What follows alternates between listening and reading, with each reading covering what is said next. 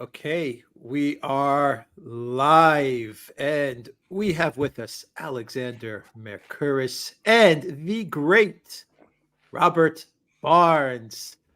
Mr. Barnes, looking very good today. Where can people find you?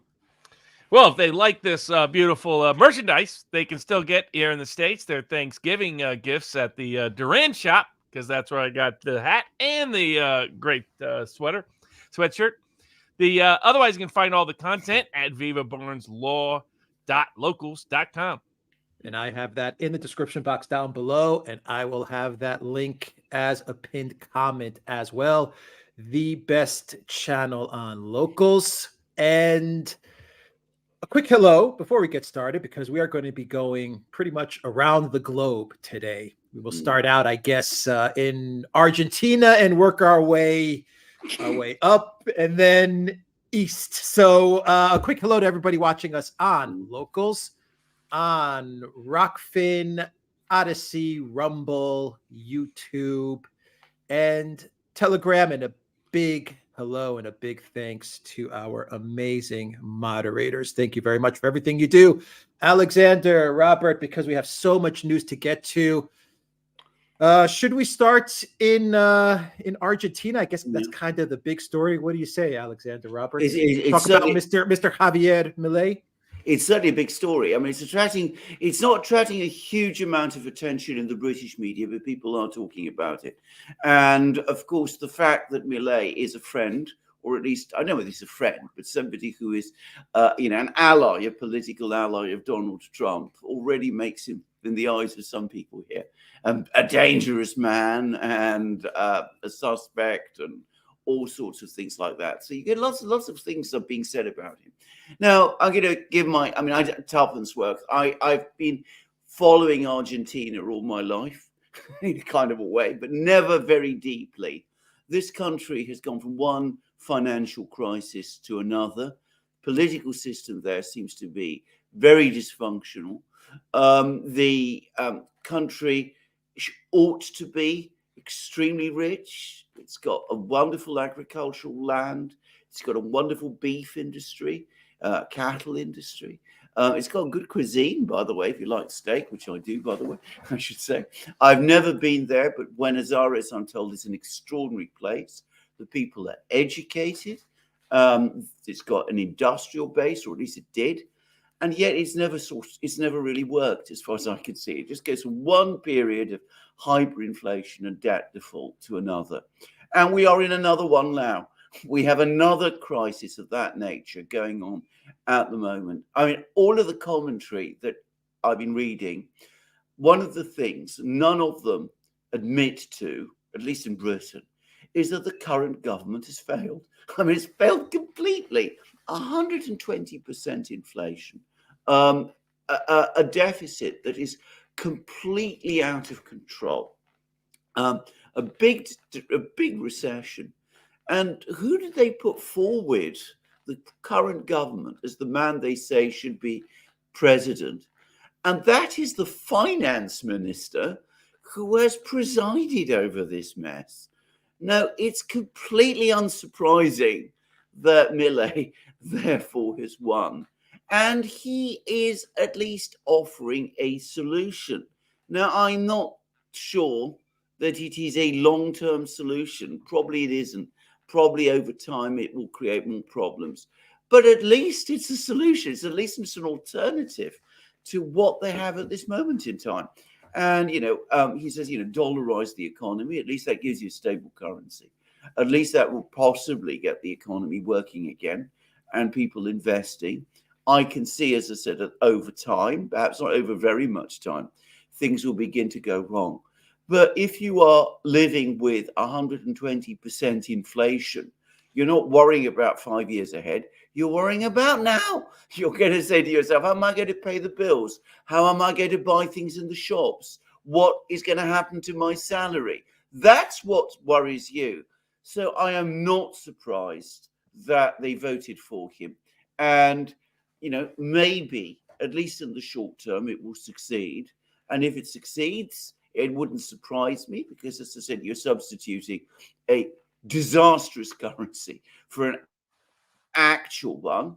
And if his political ally, Donald Trump, does get elected next year, who knows? Maybe, just maybe, going forward, it might work.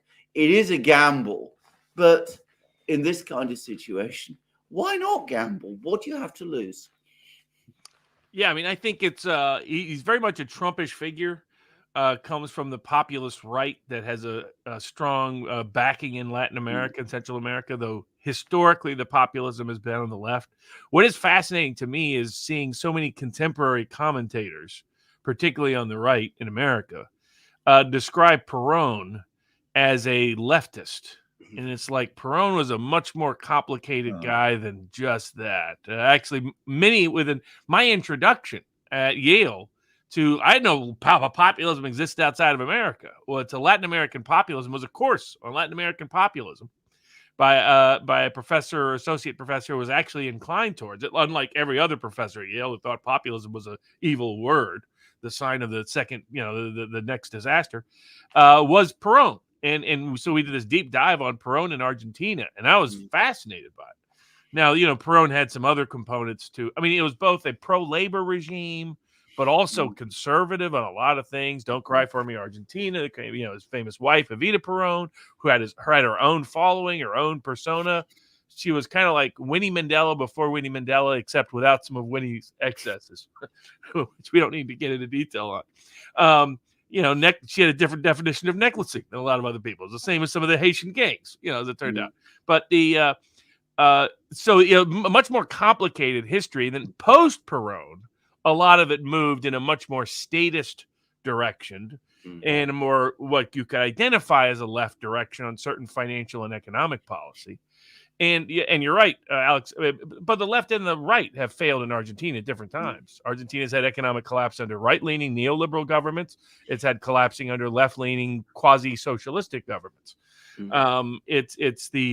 In fact, the only time they had a stable and really good economy was almost a century ago, and during the period of time thereafter, when it was when Buenos Aires was the Paris of South America, and that's around the time Perón was in control. I mean, it was so attractive that there were some Germans after World War II decided to go there and live there for a little while. They might have had other reasons for wanting to visit the beautiful shores of Argentina, but so. It's not a surprise to me that someone like Milei, he doesn't fit the conventional filters and frameworks of the American Western neoliberal elite, the State Department types. They don't understand the guy at all. They think this guy's clearly crazy. Look at him. He's wacky. He's weird. He dresses weird. He says things that they can't understand. I don't think the people in the State Department have ever studied Austrian economics. So, I mean, they don't know what that means. Like, what in the world is this guy doing? Given some of his funny analogies and the rest, but he engaged social media well. He's from totally outside the political system there in Argentina, which, as you note, has failed repeatedly by both parties. He's more like the El Salvadoran president than not. And you have the El Salvadoran president's a populist president who came from the left. I mean, he came from the old left party. And both parties conspired against him. And then both of those parties collapsed. And now he's one of the most popular leaders in the world. I mean, I'm not a guy with a high 80, low 90 approval rating. Some controversies along the way. But that fits that Latin style. Like, I always said Trump was more of a Latin politician in some respects than an American politician. He's the machismo, the over-the-top persona.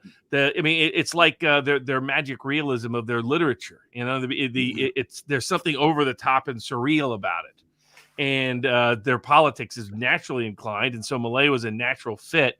Impressive that he was able to win in the runoff. It is also interesting in America. The other thing they pointed out in the Argentinian election was it's amazing that they could get all their votes counted in the same night. How is it a country that can't figure out how to count their currency, keeps inflating like 133% every other day, can figure out how to count their votes, but we can't. Now I think from the State Department in the States won't know what to do with him. They'll just kind of pretend he doesn't exist, like Bolsonaro, like how the Biden administration treated him. You're right. It's if and when Trump is back in, Trump will love the guy. I mean, the guy loves Trump. So, I mean, Tucker Carlson was down there promoting him. And help stage and platform him in the United States and in the West. So and I think some of the things that confuse people about him, it wouldn't confuse people if they understood the long right-leaning populist streak. He's a libertarian, no doubt, but not a pure libertarian. He's more of a populist right figure than a pure libertarian. And so, hey, like they'll be thrown off by him being pro-Israel. The Perón regime was known for helping other people escaping the World War II, not necessarily Jews, but the nature of the Argentinian regime. But that fits within large aspects of the populist right in Latin American tradition. Bolsonaro was a very pro-Israel, so so that really shouldn't surprise people that much. That he'll love Trump shouldn't really surprise people. Same with Bolsonaro, and the currency one will probably throw people off the most. But that's where I recommend people. For me, at least, it was a revolutionary perspective that changed everything I understood about global finance. That helped forecast what would happen both with the U.S. dollar, whether BRICS was a challenge or not in the current environment, and the rest. And that's Jeffrey Snyder's work on the euro dollar system. That he's facing a situation, as you identify, that his Argentine central bank has been a complete disaster. And there's nothing, as you guys have talked about repeatedly, nothing destabilizes the government quicker or easier than a collapsing currency. So it's literally the face of the government. And when it has no value, or you have no idea what its value is going to be from the one day to the next, then that changes the dynamic entirely. And he's got to fix that. And the U.S. dollar is a easy, stable currency that allows him to get rid of the Argentine currency problem and get rid of the Argentine central bank that he despises, that he sees as behind a lot of the problems. So I agree, and I think he wouldn't disagree that there needs to be a longer-term solution than the U.S. dollar. And Jeffrey Snyder's point on the euro dollar is that, and it's a reality people I know in Argentina that have been reporting on this, the dollar is the real currency anyway. In other words, the currency they want to save in, the currency they want to exchange in, the currency they want to deal in is the U.S. dollar. And this is the main thing that a lot of the BRICS and other people haven't quite wrapped their heads around. And Snyder does a great job of explaining this is really a euro dollar. And what he means by that is that these are U.S. dollars that have never been issued by the Federal Reserve of the United States or the U.S. Treasury. They're just balanced. They're in an age of digital transformation of finance. They're just entries on a balance of a bank. And they can create them themselves. They actually helped start it all after World War II, the 1950s, in Europe, mostly in London, by the way, as a way to deal with a lack of liquidity, that there wasn't enough dollars when it was tied to gold in at least some respects. And that ended up leading to all kinds of problems, Bretton Woods and so forth. So, but I think he's trying to solve the problem that's in front of him, which is complete mismanagement of a state professional bureaucratic class. That it's another example of EU-style governance that continues to fail anywhere in the world that it's present. And it failed in El Salvador with the rise of the El Salvadoran populist president. It's failed in Argentina. Arguably, it's failing in other places in the United States as well. And he's just the latest public reaction to the inescapable reality of its failure. And it's not necessarily an embrace of Austrian economics. My guess is if you ask the average Argentine voter, they wouldn't be able to give you a doctoral dissertation on Austrian economics, though he does as good a job as anyone in the history of that economic school of thought of popularizing it with colloquial proverbs, which most of those guys, God bless them, can't. I love Peter Schiff and some of the others, but sometimes they don't have an easy way to make that accessible. The Ludwig von Mises and the rest. There's people that are better at propagating their ideas and people that are too esoteric, too academic, too arcane, too caught up in other things. And so, but yeah, I think now what he can get done, that's a big question. I don't know if there's much he can get done beyond some symbolic things he can do as president. And the Argentine president is a powerful institution. I don't see why Brazil is overreacting the way they are. I mean, I guess the Brazil president's talking about not having people meet with him or something. And it's like, I just saw the headline, so I didn't see anything beyond that. But I think he fits within a long-standing tradition in Latin American politics and represents the continued failure of the professional managerial class across the globe. And it'll be interesting to see how he's able to experiment with public policy in ways that might challenge and counter the institutional control of central bankers. So I'm all in favor of that. I welcome his election, just for nothing else, for pure entertainment value. Yeah, I mean, lots of interesting things. Can I just clarify a few points? I mean, the thing about Peron, because Peron's about the one thing about in Argentina that I do know about, because I should say lots of Greek people emigrated to Argentina, including some members of my family way back in the 19th century. We've long since lost touch with them, but they were familiar with Peron. Peron was a very strange thing. He was both populist left and populist right at one and the same time. He was able to look in all kinds of directions simultaneously. And one of the things people don't know is this. Yes, he was a fan of Mussolini.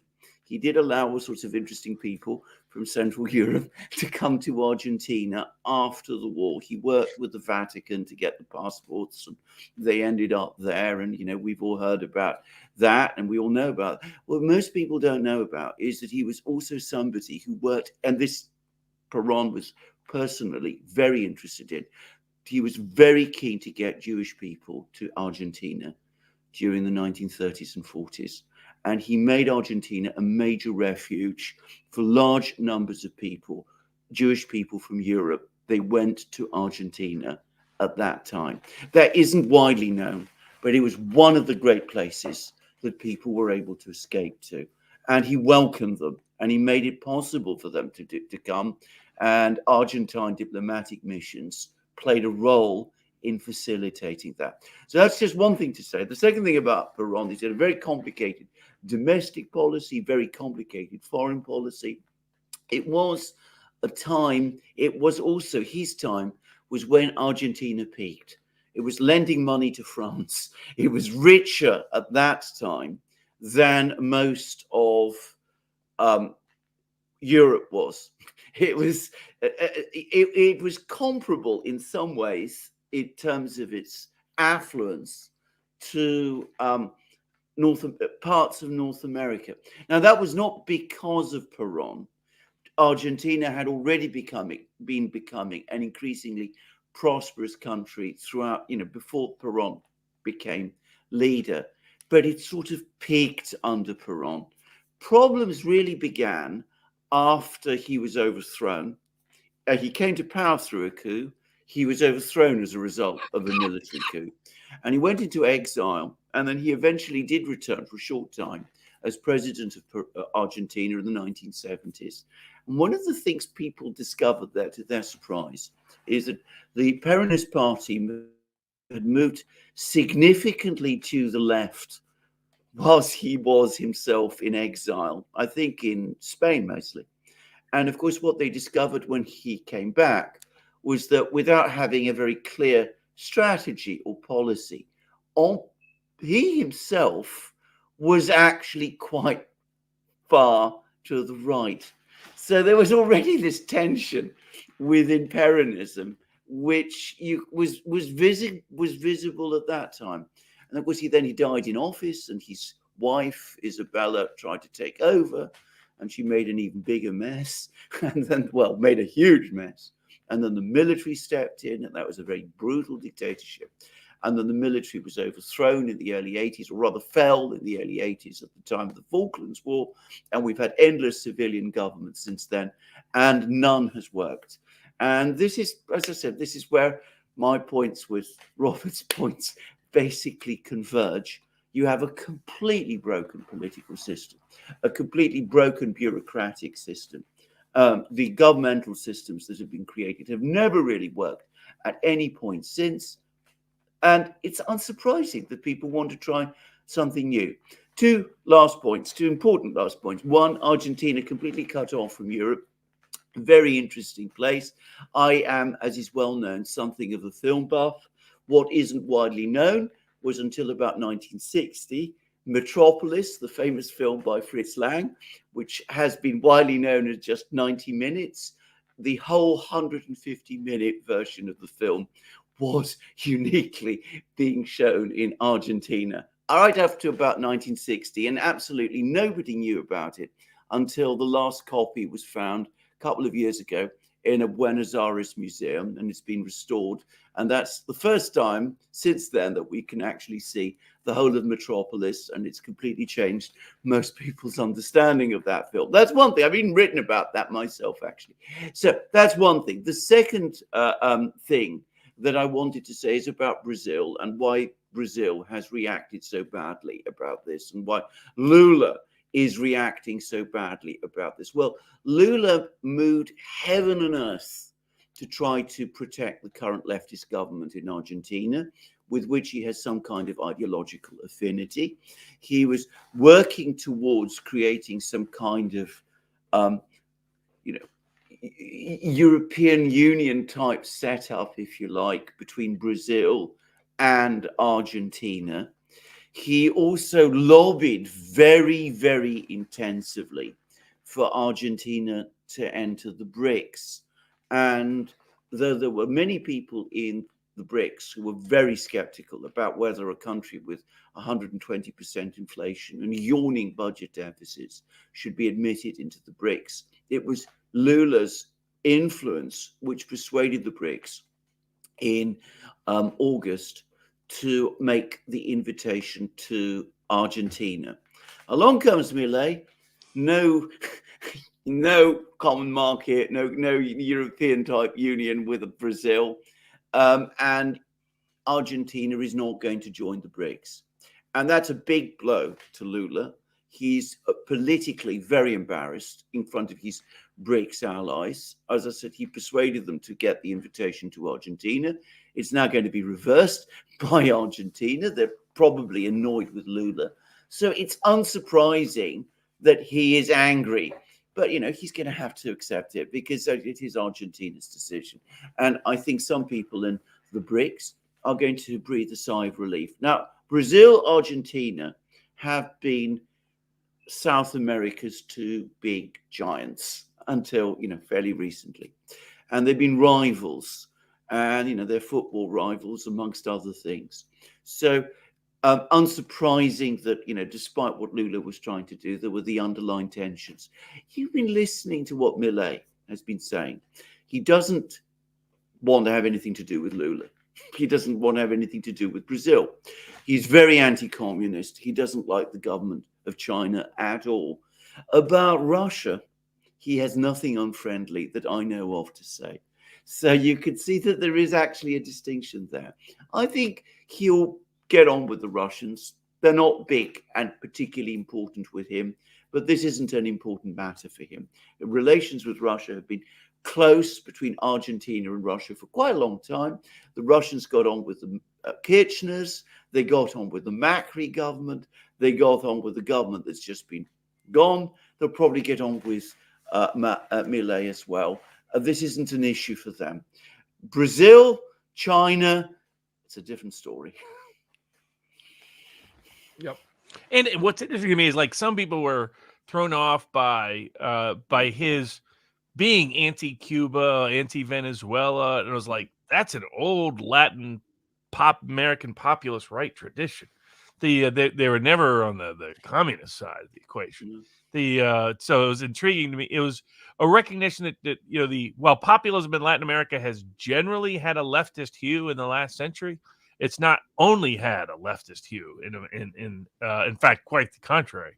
I mean, in Colombia, it was between a left candidate and a populist right candidate. The sort of mini Trump that was running there, and it's not a surprise. What it does reflect, I think, is the popularity of Trumpish style politics in Central and Latin America, of personalities, and we're seeing more candidates like that, more people speak like that, talk like that, etc. Reflects the same reason why Trump over time has only grown in his approval amongst Latino voters in the United States of Mexican and Central American ancestry, and that's only going to continue, and Caribbean ancestry. He's like in the Republican primaries. It's amazing these things are still happening, but in places like in Florida, he crushes DeSantis in Miami more than any other place.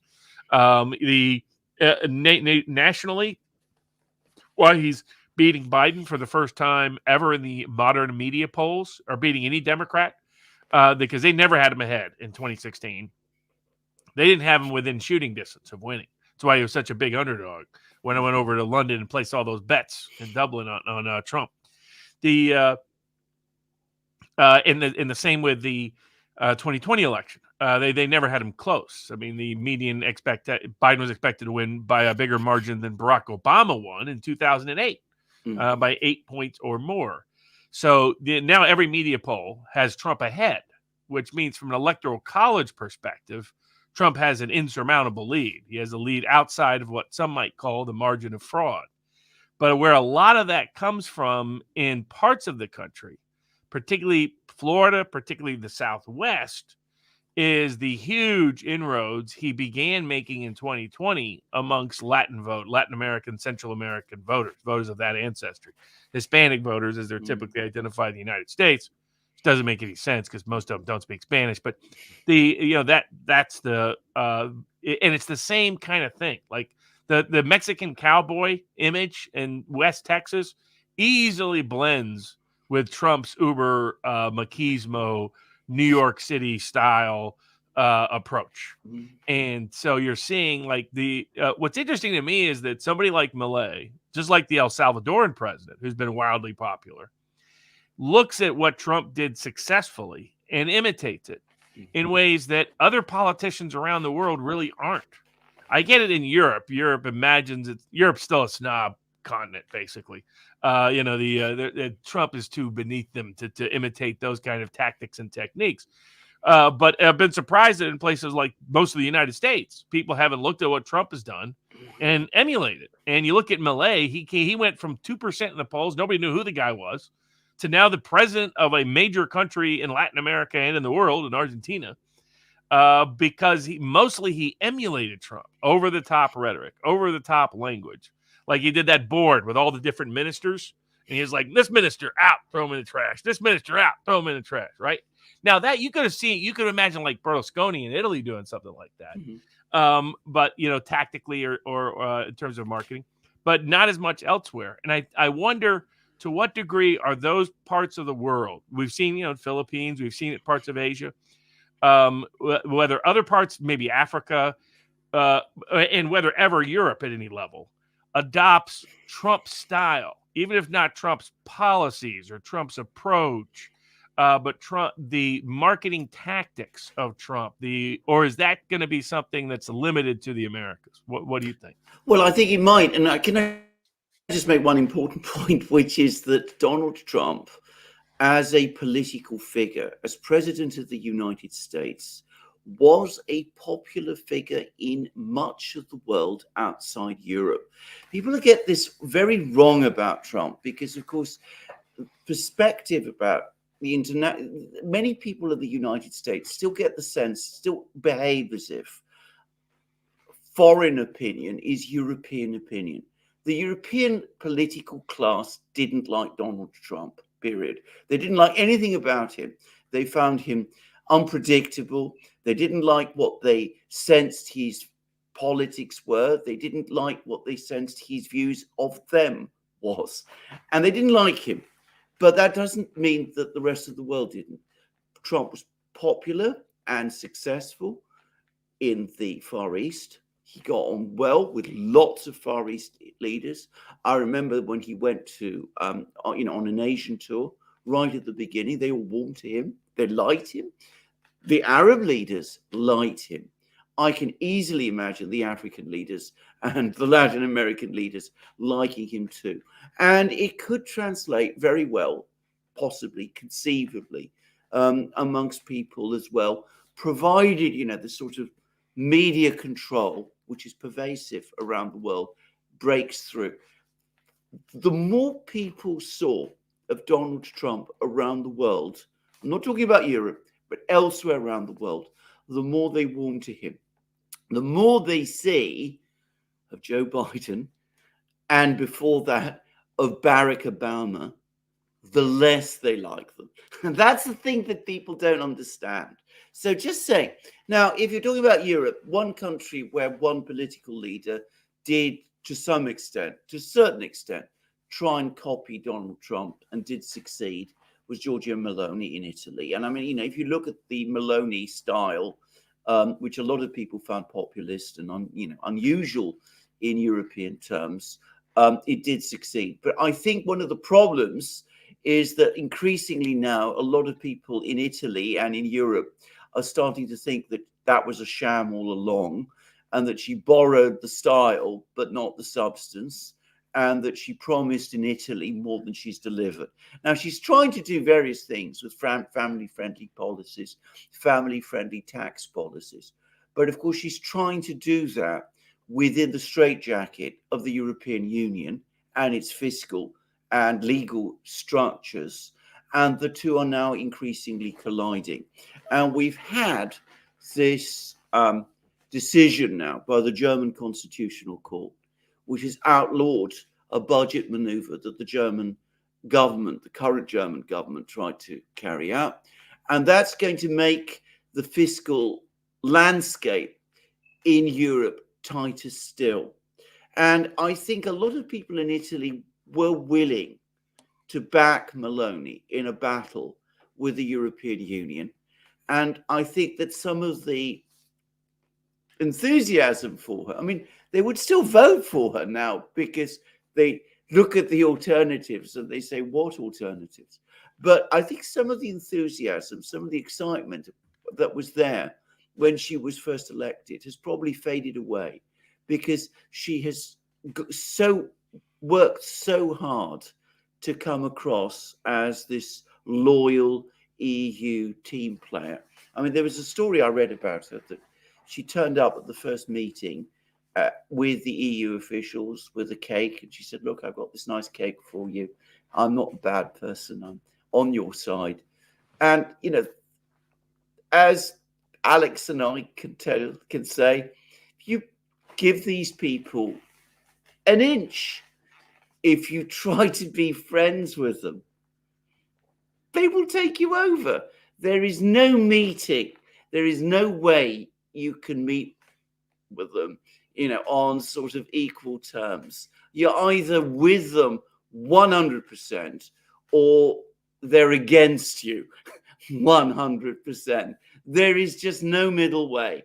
And it's a bit like what Donald Trump tried to do when he was elected. After he was elected, when he came in 2017, he tried to get the people he was up against to like him and to work with him. And he found that they weren't interested in liking or working him. And Meloni, to some extent, has made the same mistake in Europe. But that's the only place where in Europe, where perhaps, again, because of the history, the traditions, some kind of more populist policies have been successful. In Britain, you look at the situation, and here it's a complete political desert. We've discussed this many times. We now have the Uni Party fully in control. People are very angry. The economy is a very bad place, and things are not going well. And coming back to Donald Trump, which is a topic we're going to have to come back to many times, I suspect, but coming back to Donald Trump, the media here in Britain are absolutely furious and terrified at the prospect of Trump's return. So articles about him in The Economist, he is the greatest threat to world peace, apparently, in 2024. I mean,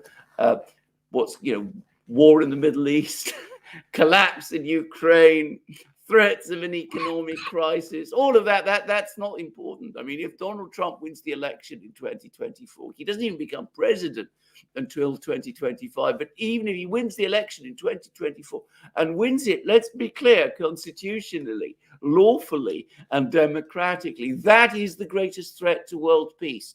That's The Economist for you. The Financial Times, even worse.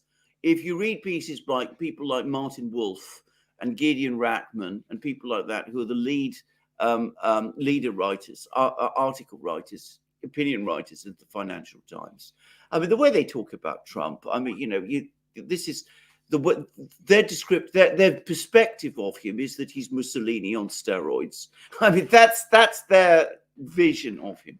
And you see the same thing repeated itself. Even somebody like Gerard Baker in the London Times, who had a certain type of, well, he was prepared to give Trump the benefit of the doubt from time to time. He talks about this vengeful Trump who's coming in. He's going to purge everybody. He's going to transform the US government. He's going to go after, everything that we care for and value in the United States. And I have to say, I find all of this very troubling. I look myself at what has happened in the United States over the last, 6 years since Donald Trump first appeared on the scene. And I get to say it again. I've said it many times. The danger is not from Donald Trump. It's from his political opponents. They have burnt through every conceivable legal thing. They're becoming increasingly, they've been using the legal system in incredibly dangerous ways. They pursued false claims against him. People talk about theories of a certain kind. They never admit that Russiagate was one. I mean, there's never been any kind of accountability for Russiagate, any kind of admission that Russiagate was a load of nonsense, which it was. You look at all of that story, you ask yourself, who is the real person, the real people who are in putting US democracy and ultimately world peace in danger? And it's not Donald Trump, it's his adversaries. And he finally does what he said back in 2016 that he would do, which is drain the swamp by clearing out all kinds of people. Well, bring it on as far as I'm concerned. It's necessary. It's necessary in order to make the political system in the United States work properly at last. Yeah, it's fascinating in the States that the original of that Donald Trump presents, that others have some successfully, some unsuccessfully tried to emulate or imitate. The Malay-Maloney difference is exposed, and Malay was like, you have to crush these people. You can't give them an inch. You give them an inch, you'll get crushed. Very that's a very Trumpish position that, as you note, he himself inconsistently kept as in his first term, to his own detriment ultimately. But there's no question that the Trump election is inevitable at this point, outside of the hopes of the lawfare being weaponized by the Biden administration at an unprecedented pace and at an unprecedented level, period. And so the reason for American people's support of Trump at the moment is simple, that when Trump was president, there was peace. There was more peace abroad, not perfect peace, but more peace abroad. No new wars started. First one since Jimmy Carter to avoid that. You could say Reagan avoided war for the most part, depending on how you interpret some of the covert wars that were fought. But definitely more so than the regime of Bushes and Clintons and Obamas. I mean, who are happy and eager to get into new war every other year. So you had meaningfully peace abroad for 4 years, meaningful efforts at peace in the Middle East with the Abraham Accords and moving more in that direction. You had less Israeli-Hamas, Israeli-Hezbollah conflict during Trump's term than you did during Obama's term or W's term or Clinton's term. And that, there was less talk from Israel of let's bomb Iran under Trump than there was under Obama, when Netanyahu and Obama went right at it on that topic and others. So, and then of course, Ukraine, we never went into Ukraine under Trump. That Trump was trying to do a détente with Russia that was derailed by the Russiagate false allegations and accusations. But he was on the absolutely right path in terms of understanding Putin and Russia's role from a geopolitical perspective. He's the guy who was in the process of getting a peace deal with North Korea before Sean Hannity's placement of John Bolton inside the administration sidetracked it. Now, you can be fairly critical of Trump for allowing some of these nitwits around him. But it was, as Alex noted, the belief or hope or idea that he could work with these people when, in fact, he needs to do what he's now talking about. He needs to crush them. It's what Huey Long said, the famous American populist governor. when he was first elected governor of Louisiana. He said, I used to try to negotiate with him. He goes, now, and then they tried to impeach him and remove him by a couple of different illicit means, the Rockefeller machine there in Louisiana and other corrupt aspects of that political machine in Louisiana. And he says, now I just crush him. Now, of course, they ultimately killed him, but that's another story for another day. That geopolitically, realistically, there's no other choice, as you note. Trump isn't on a revenge tour because Trump is motivated personally entirely by revenge. Now, he's someone who believes in revenge. He has said so his entire life. And I'm from East Tennessee, so of the Hatfields and McCoy. So I think there's great virtue in revenge. But it's simply a practical matter. The only way America is going to escape the last half century, at least, of compromised global and domestic politics that has been corrupted by an elite that doesn't care about America, doesn't care about the American people, doesn't care about the American way of life, such as constitutional liberties and freedoms, restrictions and restraints on the state. We were one of the first countries built on the principle of no standing army. And now we have 450 or whatever it is, military bases around the world. This is anti-American, what is taking place. And that's where Trump is absolutely right, that there needs to be a purge.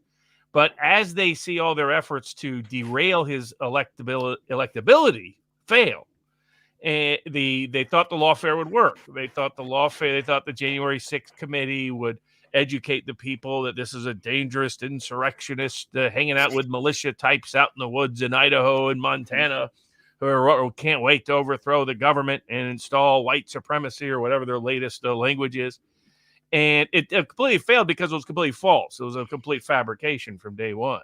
January 6th was filled with infiltrators, instigators, and informants. It was a Fedsurrection, not an insurrection. 90% of the people were just taking an unauthorized tour of the Capitol and stayed right between the lines. It was the most peaceful riot, if you want to call it a riot, in the history of the Capitol. Especially just compare it to 6 months before with the BLM riots in Washington, D.C., where real injuries took place, real attacks took place, real property damage took place. Those people received checks rather than indictments. So the nature of it, and then, of course, all the charges, as you note, Alex, are bogus. None of them have any credibility. In the court of public opinion, for a criminal case or a civil case to stick, you need a victim, a real, literal victim. When they're trying to propagate war, the reason why Democrats are so much better than Republicans at getting us involved in stupid wars around the world is because when they wage war, it's not for oil, of course not. It's not for money. It's not for power. It's not for currency. It's for the women and the children and the refugees and the four freedoms and the apple pie and whatever else. They understand how to wage war effectively. That's why, wag the dog perfectly captures the Democratic strategy to get you involved in a stupid war someplace. The same sort of underlying dynamics, it applies to the court of public opinion. If you want a case to be persuasive, that you had to breach all historic precedent and arguably violate the Constitution in order to bring these indictments and civil suits against them, that are trying to bankrupt them and imprison them for life, then you better have real victims that people can feel empathy with. There's literally no victims. The victim in each case is the deep state. The victim is some corrupt politician, some corrupt hack. That's the supposed victim. In New York, the fraud allegations are that he was more sophisticated than the banks and got a good deal than the biggest Wall Street banks in the world. Nobody is sympathetic with the Wall Street banks. That doesn't exist. And of course, none of those banks are complaining. They all got paid back in full. Insurance companies got paid back in full. Nobody was defrauded. People got jobs. People got services. People got benefits. In the criminal case in New York, another completely bogus allegation that he tricked himself about how he paid something. I mean, it's just ludicrous. He's the victim of his own crime. And then, of course, you have the Georgia state case that challenging election is somehow now a crime. Who's the victim? The only victim is Donald Trump and the American people who didn't get an honest election. Same thing in D.C. Same thing in Florida. The Florida federal judge is picking up on some of this insanity. And now the case is getting more and more delayed, unlikely to occur before Election Day. The Georgia prosecutor is not very bright. She never was very bright, Fani Willis. The So the probability that case gets there before election day is very, very low. So the New York criminal case, we've seen how the New York civil case is going. That judge has embarrassed himself on a national stage, embarrassed the rule of law of America, the credibility of our judicial institutions globally. Look like a joke. We will never have the same reputation in some circles around the world that we used to about the integrity, impartiality, intelligence of our judicial system. I mean, we were supposed to be the model for the world. I mean, we were pushing that to Putin 10 years ago. Model your Russian justice system after the American justice system, incorporate a jury trial system. And Putin actually tried to do so in many respects. Jury trials are foreign to Russian history. Now there are, 7-8% of trials are becoming jury trials. But now we've damaged that in ways that, it's like the Cuban show trials, right? If they had done those trials differently, like they did those trials for domestic consumption, domestic propaganda, but much of the rest of the world watching that might have had some sympathy on what you could call the liberal labor left towards the Castro regime, were like, okay, hold on a second. This doesn't quite look like what we were thinking a justice system would look like. This looks more like mob justice. This looks more like the French Revolution. But now they're seeing the same in America. They're seeing Stasi Soviet-style show trials. They're seeing political partisan hacks with judges who are having unelected officials like their clerks actually co-judge the case and then tell the world nobody can talk about her. Fine President Trump for exposing her partisan bias. Threaten the lawyers in front of them with sanctions and worse. Threatened President Trump that he would imprison him if he kept talking about it. Yeah. These are gag orders that are patently unconstitutional. The D.C. judge issued a lunatic gag order. But, of course, it's somehow magically 3 Democrats that get on the panel that's going to decide whether to overturn it. If they're smart, they'll invalidate that gag order, because if they're dumb enough to keep it there, then the Supreme Court is more likely to get involved. Yeah. Sooner or later, the Supreme Court probably has to get involved. Because they are trying to take him off the ballot, which is patently unconstitutional. There's no constitutional precedent for that whatsoever, to take someone the American people want from the ballot. And even liberal Democratic judges who hate him are acknowledging they don't have that power in Michigan, in Minnesota, in Colorado. But all of this the goal was not to lock Trump up so much. The goal was to discredit Trump in the court of public opinion to such a degree that he was no longer a viable political threat. And the problem is the American people have seen through it. There's no victim here. That these aren't real fraud cases. These aren't real crime cases. These aren't that they're trying to punish Trump for being a dissident. And in the process, they've changed and revolutionized his image amongst constituencies that previously were hostile or skeptical of Trump. Trump went from being this caricature of old money, rich white guy, New York wealth, to being the ultimate underdog outsider, for those constituencies and communities that have experienced that harassment before, like parts of the Hispanic and African-American communities in the United States. And amongst younger voters, he went from being a cultural symbol of sort of cartoonish evil to the ultimate outsider, the ultimate underdog, the ultimate beleaguered individual. They couldn't have written a script better for him than by all of these fake cases and all of these bogus charges and all of this misuse and abuse of judicial power. But they're so embubbled that they don't see how the rest of the world and their own country is responding beyond these polls and surveys. And then, of course, they have an additional problem. Once Robert Kennedy announced he was going to run as an independent for the presidency, if they really did try to take Trump off the ballot, if they really try to take Trump out in some manner, then the probable result will not be the reelection of Joe Biden, will not be the election of some other late substitute Democrat. It will not be Nikki Haley, neocon Nikki, war Karen Nikki, which is my favorite new war phrase, war Karen. She's really earned it very well. It won't be heel-wearing DeSantis. It'll be Robert Kennedy. And then they've got the same level of problem. And some would say, if on the deep state apparatus side, they have a bigger problem because Kennedy is even more determined to take them out than some people wonder whether Trump will follow through, given his first administration tried to work with these people rather than crush them. Kennedy is committed to crushing them. Now, of course, some of my friends on the left are busy burning their bridges with Kennedy because they disagree with him on Israel, which I find self-destructive and unwise on their part. But hey, political suicide is a long tradition in parts of the American left. God bless them, and the anti-war movement. But yeah, I think right now they've thrown everything at Trump. Nothing has worked. Nothing has stuck. Nothing has succeeded. And the only question is, what bridges are they willing to burn to try to keep Trump out of the White House? And are they willing to gamble that the beneficiary of that is Robert Kennedy? Or are they going to try to take both out? I mean, they did assassinate Martin Luther King and Robert Kennedy Sr. in the same year. So, I mean, it's not, unfortunately, impossible to foresee. But I think that what I shocked the deep state and or you call them national security establishment, whatever, military industrial complex, use whatever language you want to, is our intelligence community is so out of touch and so disconnected, and the Washington think tank so out of touch and so disconnected that they didn't realize the American people would see through this charade. And the only people right now being very harmed is the American judicial system, which has people second guessing them, questioning them, doubting them, their integrity, their impartiality, their independence, their intelligence in ways that has never happened in American legal history, political history before. And that is why I'm hopeful, there's no guarantee, that the Supreme Court of the United States at some point steps into some of these cases and ends the charade once and for all. Rather than have to deal with the embarrassment of what if you have a criminally convicted, they're attempting to jail Trump when he's elected president of the United States. I mean, the judge presiding over that case is the granddaughter and great niece of Jamaican communists that were so hard left, the socialists kicked them out of the party.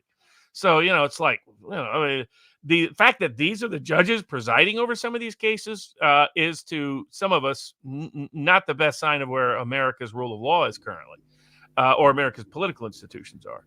But they see Trump as an existential threat. They see Robert Kennedy Jr. as an existential threat. They have to choose between one of those two poisons, or try to completely obliterate American constitutional democracy. Sadly, the latter is at real risk because of how insane and delusional these people are. Well, can I say lots of things again? Robert, you always bring up things. Let's start with revenge in politics. There was a quote of Robert Kennedy Sr.'s that my aunt always used to remind me of when talking about politics and revenge. And by the way, she always claimed that she met him. I've never been completely sure that she did, but maybe she did. She often claimed to meet all kinds of interesting people. But anyway, and I think this is a genuine quote of Robert Kennedy's. I always forgive my enemies, but I always remember their names. And I think this is exactly what you should do. You should always, forgive people. By all means, in politics, you can do that. But never forget who they are and don't trust them. Because if they've shafted you once, they're absolutely capable of shafting you again. It's not a question of, coming after people, Al Capone style and behaving that kind of way. It's simply the reality of how the political system, of how politics works anywhere. You just cannot work with people who have come after you before. And trying to become friends with them, to win them round, it never works. It's a waste of time. You're just wasting political energy and political capital when you try to do it. Just do exactly what Millet is talking about. Get rid of them all. Push them aside. If you win, go forward, act out what you want to do, be utterly ruthless. Lincoln was ruthless, by the way. Roosevelt was ruthless. Franklin Roosevelt was completely ruthless. Just push them aside and do what you want to do, and call it revenge if you like. But that's how you should. That's how she should act in politics. That's the first thing. Second, about populism. I mean, the idea that populism should have a bad name in the United States, of all places, is incredible. I mean, do these people not understand what America was created to be? Do they not know its history? Do they not know the history of American politics? Do they not know about Andrew Jackson, for example, who some people think was the founder of the Democratic Party. Do they not know about how the Republican Party got itself going? About the people going out in the prairies and those sort of places and having the meetings and talking in incredibly excited and no doubt impassioned ways. That's actually the whole point and essence of American democracy. You read people like, Tocqueville, whom I've always found an absolutely hilarious writer myself. I've never understood why Americans take him as seriously as they do. But Tocqueville goes off to America and he comes back to Europe and he starts, the one problem with America is you can't tell who the servants are because everybody talks politics. Everybody considers that their opinions carry equal weight. Tocqueville didn't like American democracy. He wrote about it. He didn't like it. He was a French aristocrat.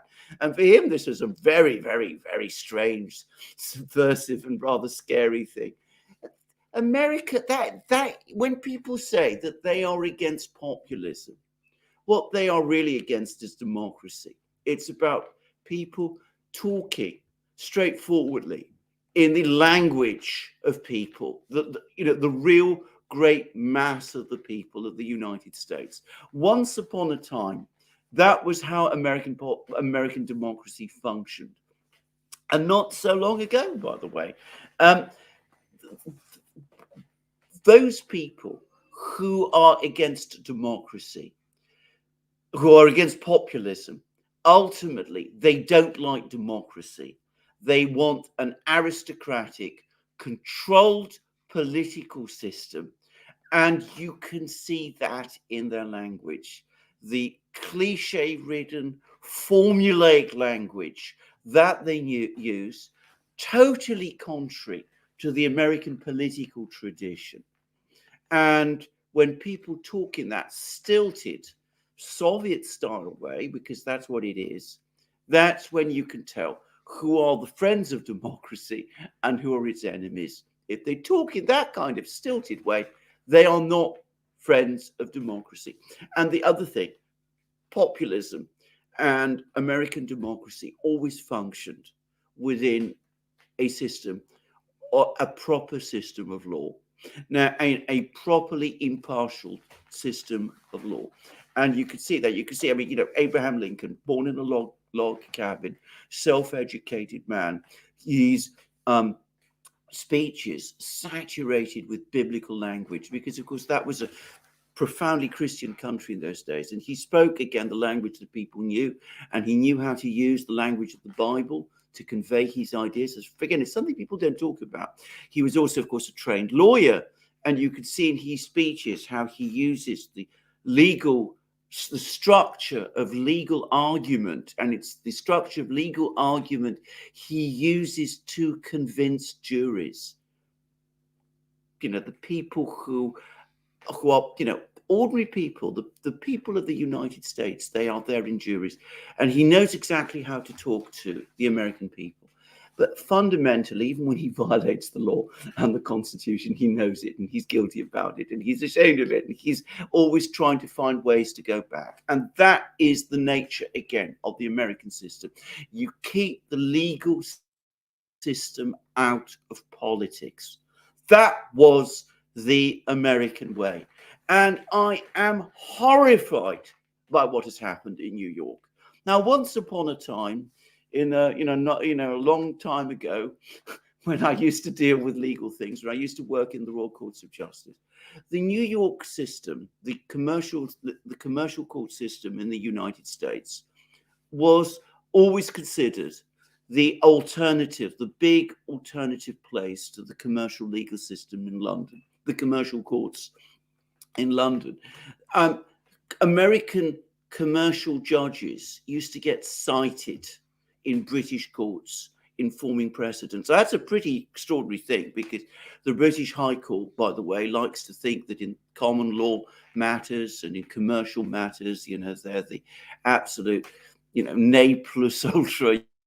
You can't go, but they cited American judges. I mean, was it Cardozo? Was he an American New York judge? I think. Yes. Yeah, absolutely. Judge There you Learned go. Hand, famous New Absolutely, York. absolutely. All of these people, they got cited there. And I see this absolute shambles in New York now. This is the system I always looked up to. Because, I used to remember when I used to do sort of drafts and I used to look up and say, well, we don't have a clear view. What did the Americans say? And I'd go to the people in New York. And now we have gag orders. You can't criticize the judge. And this is in a civil case, mind you. There isn't even a jury there. This is a civil case, and the judges are throwing out gag orders. This is insane. This is ridiculous. This is absurd. How can you possibly be doing something like this in New York and in America?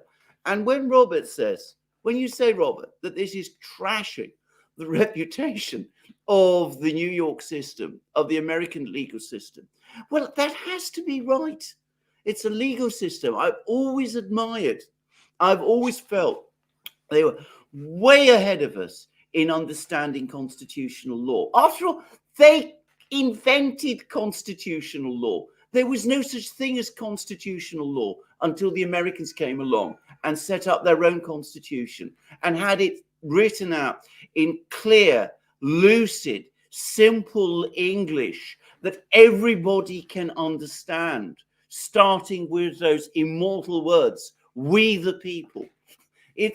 And you're going in for gag orders? I mean, it is ridiculous. It is absurd. This undermines the essence of America. Now, if I carry on like this, I will begin to get really, really angry, which is not what I want to do. I always try to keep my feelings, emotions under control in discussing programs of this kind. And you can see the earphones are coming out of my ears, if you like. But I mean, that is the reality of the United States today. If we have a situation where the legal system is used to prevent someone like Donald Trump, and I mean, you're absolutely correct, by the way, all these cases are bogus. They're completely phony. I mean, they're obviously so. The Supreme Court should definitely intervene at some point. I don't know what the procedural mechanics are, but they should definitely intervene to put a stop to this whole thing. But if, God help us, this succeeds, we're not in the world of the United States. We're not in the world of American jurisprudence and American jurism. Wyszynski is now in charge. He was Stalin's prosecutor. He once said famously, when assessing guilt or innocence, don't look at the evidence. Consider instead the class position of the defendant. That's what you should think about. Well, that's essentially where we are. It's not, whether or not somebody is innocent or guilty. You're not applying due process. You're not applying legal principles. You're not applying, proper standards of guilt or innocence. You're instead applying, Wyszynski and thinking, which is, of course, what these gag orders are all about. In the land of Tom Paine, the place where Tom Paine actually eventually settled, the French nearly executed him. The English proscribed him. He ended up in the United States. He became a journalist there. He ran the kind of newspaper which clearly wouldn't be tolerated in the US today. But anyway, in the land of Tom Paine, judges protect themselves with gag orders. I mean, this is absolutely unbelievable. It is astonishing.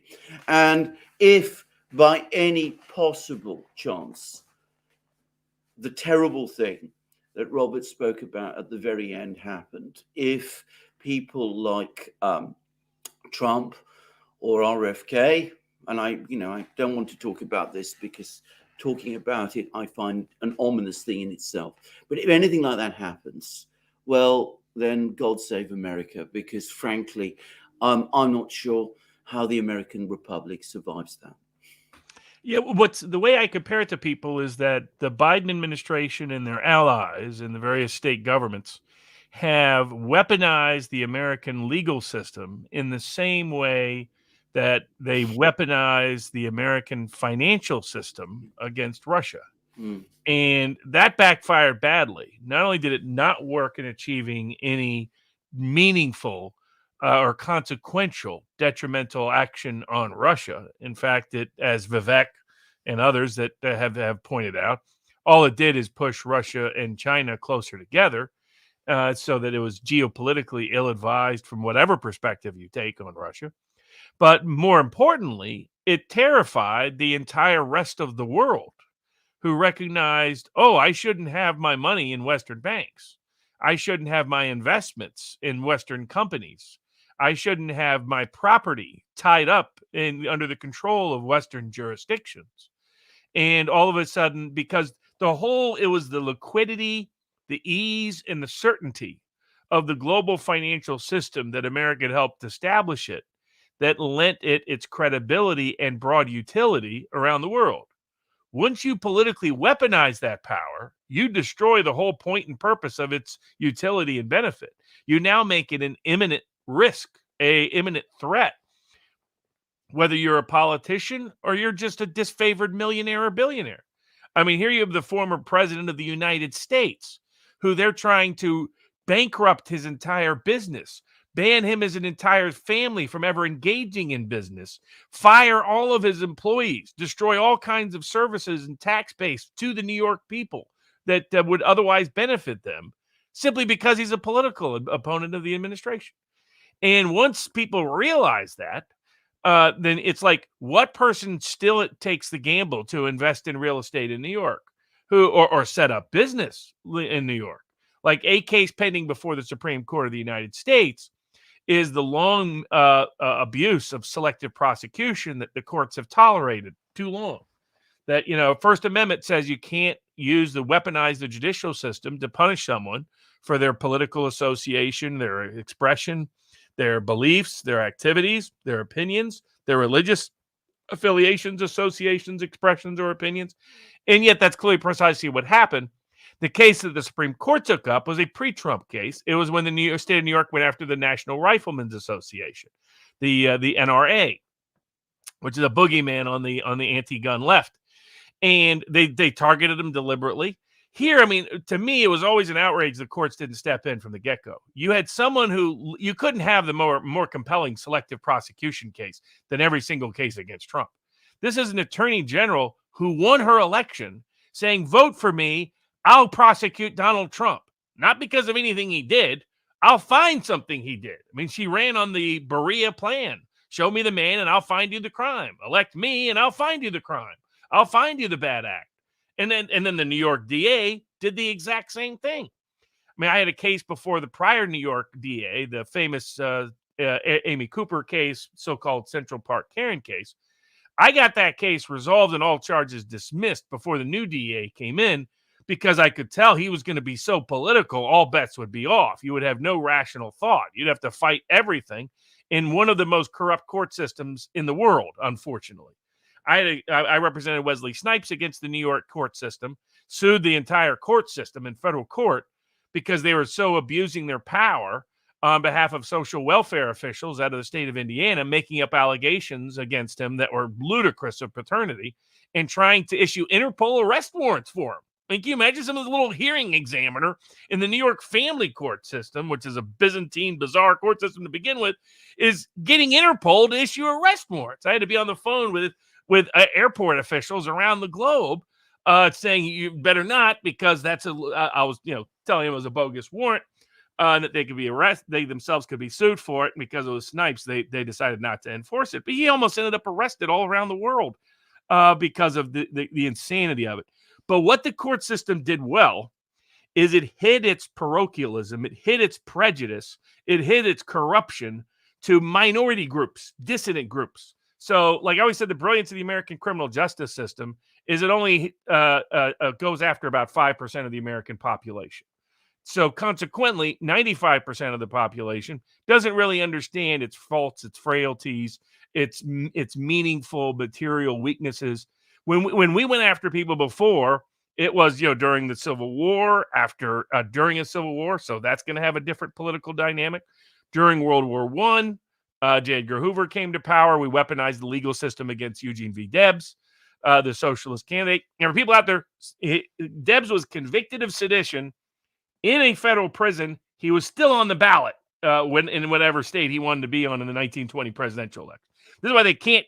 This long history prevents them from really prohibiting Trump from being on the ballot without being completely dishonest. And so the collateral side effect of their hatred of Trump. I mean, one has been that whatever you think of Trump, whether you like him or not, Trump has exposed the corruption of the system, exposed the duplicity of the deep state, exposed the national security apparatus, exposed the media prejudices, exposed how atrophied our institutions of influence have become, even our FBI, even our intelligence apparatus, even our legal system, to all the way down to the state law clerk level. Like that state law clerk in the New York case that's literally sitting next to the judge.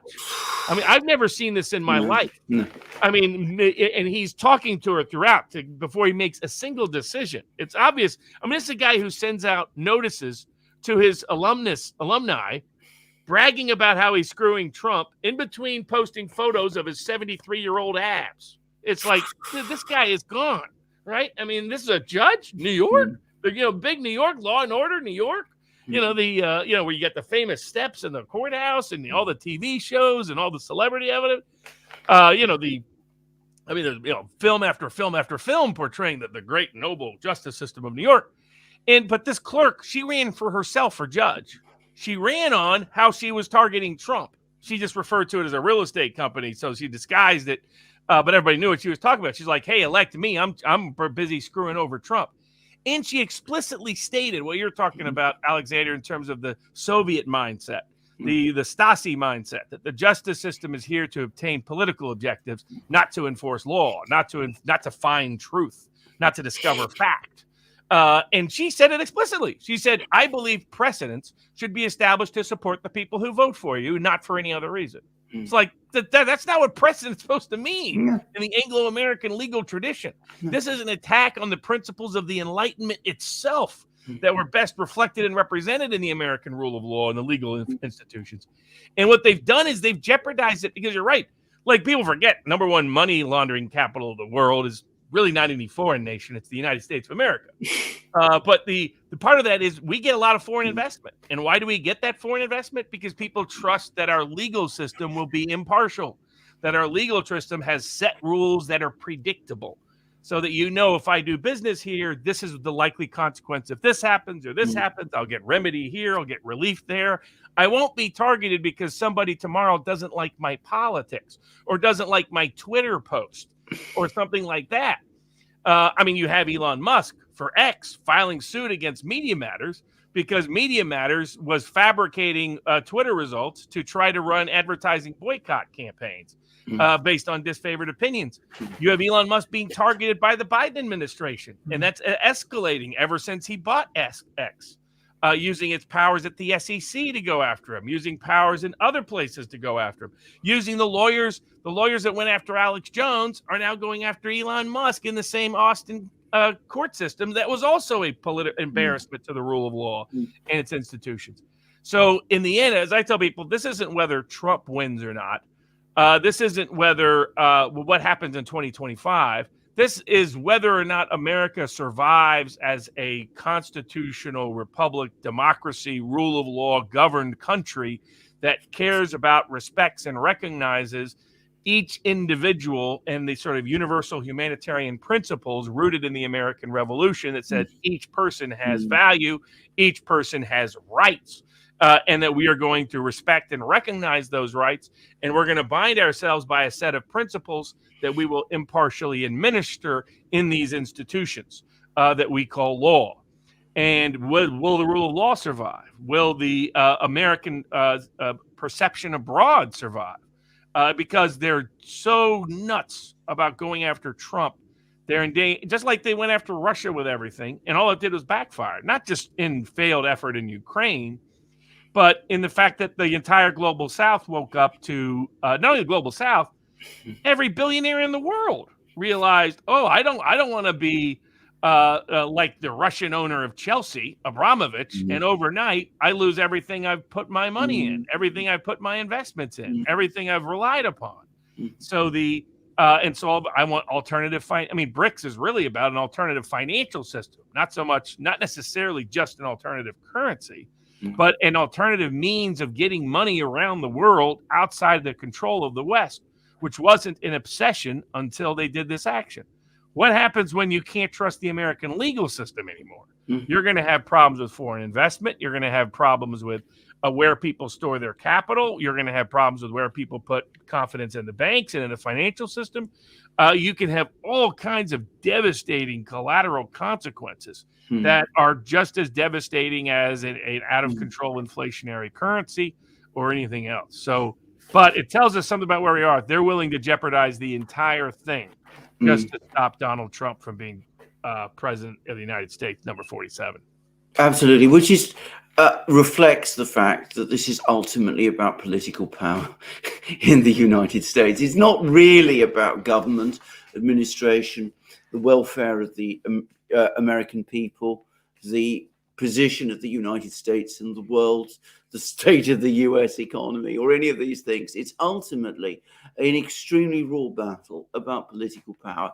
And that, again, by the way, to some extent reflects Soviet practice. I mean, everybody in the Soviet Union, all the political, there was constant power struggle, but it was rarely actually about substantive things. Sometimes it was, but usually it wasn't.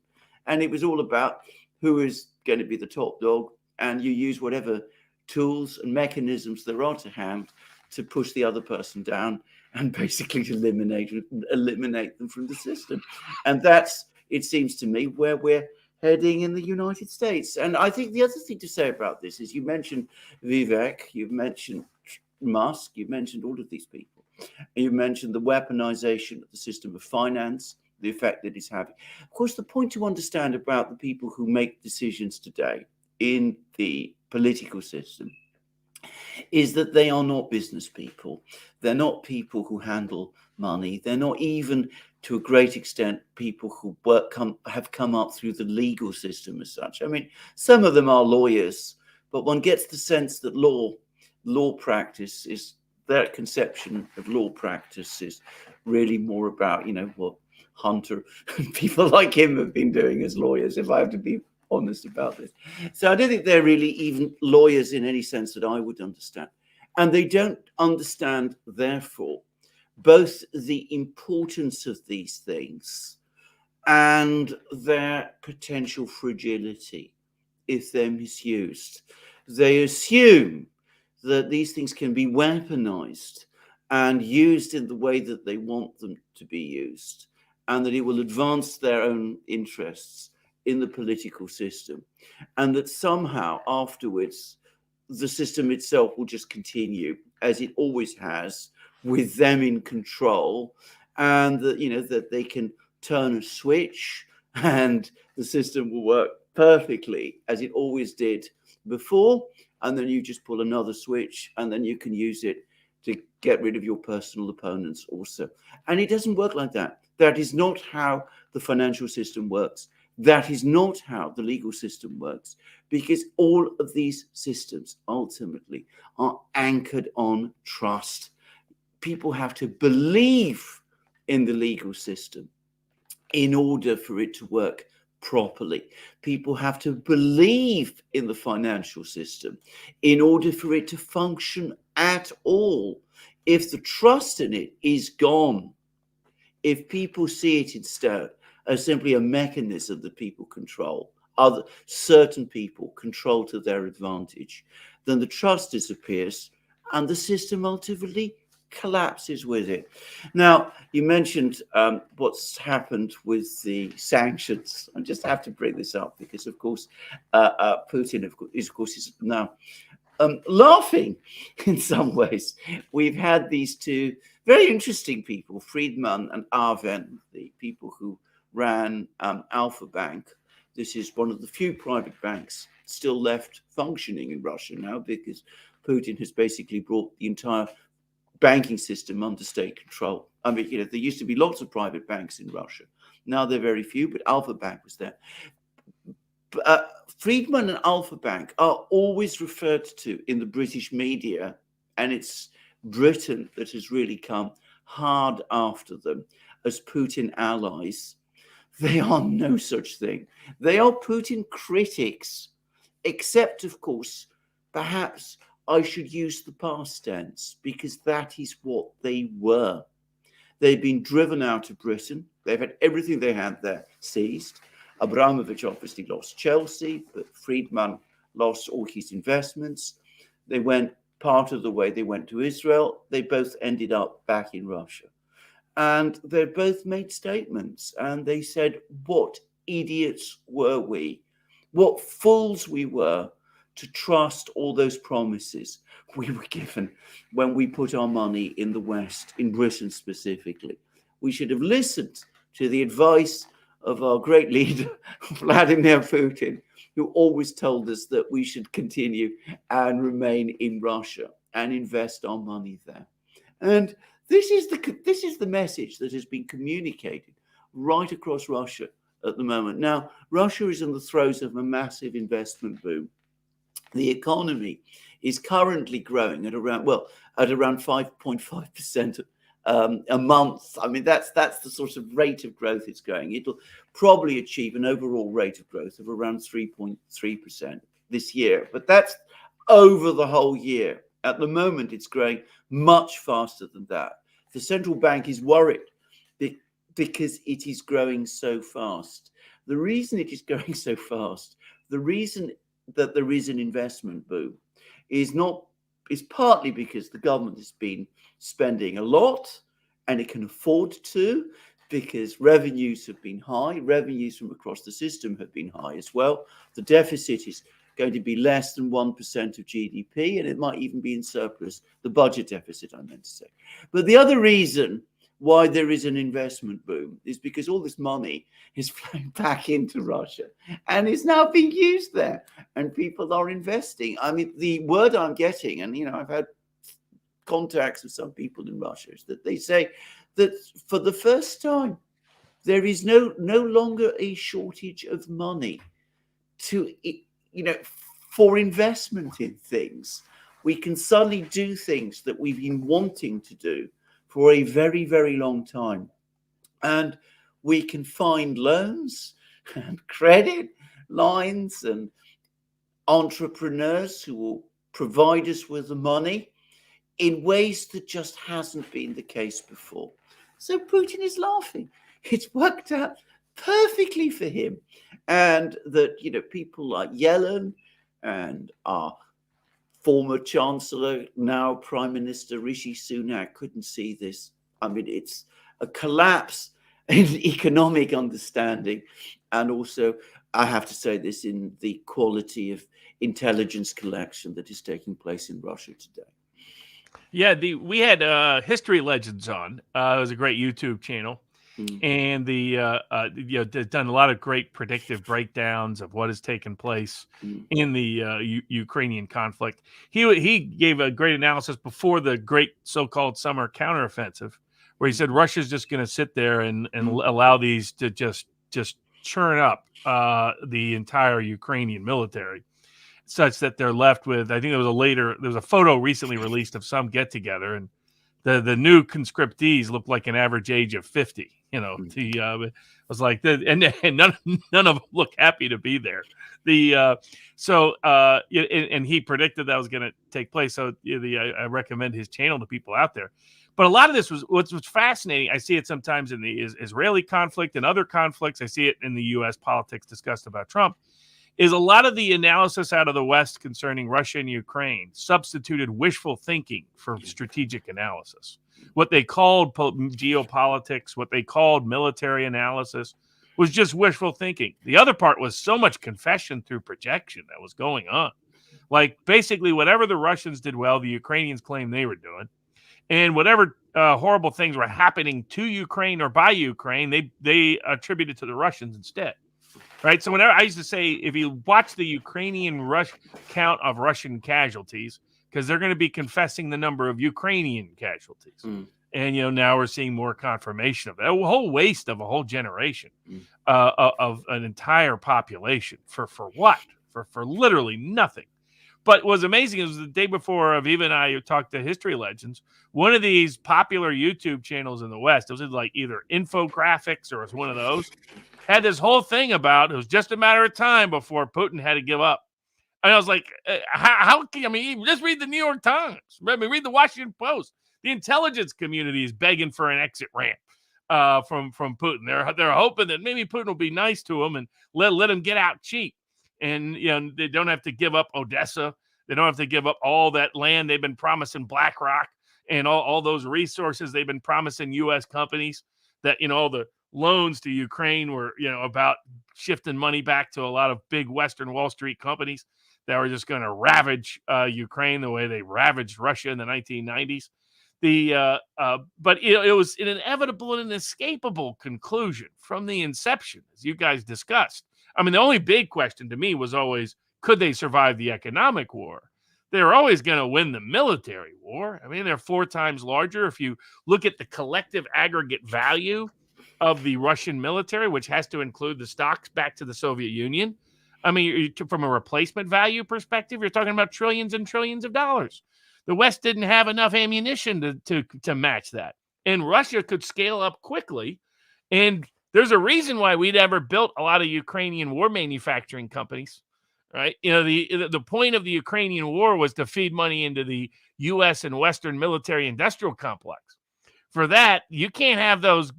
Congressmen aren't voting for it if it's being made in Kiev. They're voting for it if the weapon is being made in their backyard by people donating to their campaigns and aligning with their interest. But of course, that had a downside to it. It meant Ukraine couldn't scale up in ways that Russia could. So, you look at it now. What do you think? The interesting thing is Russia's gone so sort of slow and steady. They've now built up their troops pretty substantially. But there's always this anticipation in some communities that they're just about to go full scale.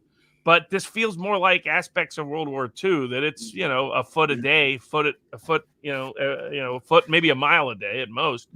That we're not going to see necessarily a quick resolution within. May take another year. But do you think Russia goes? I still don't believe Russia goes east of the river and goes to Western Ukraine. I don't think he wants. I think he wants to stick Poland with that.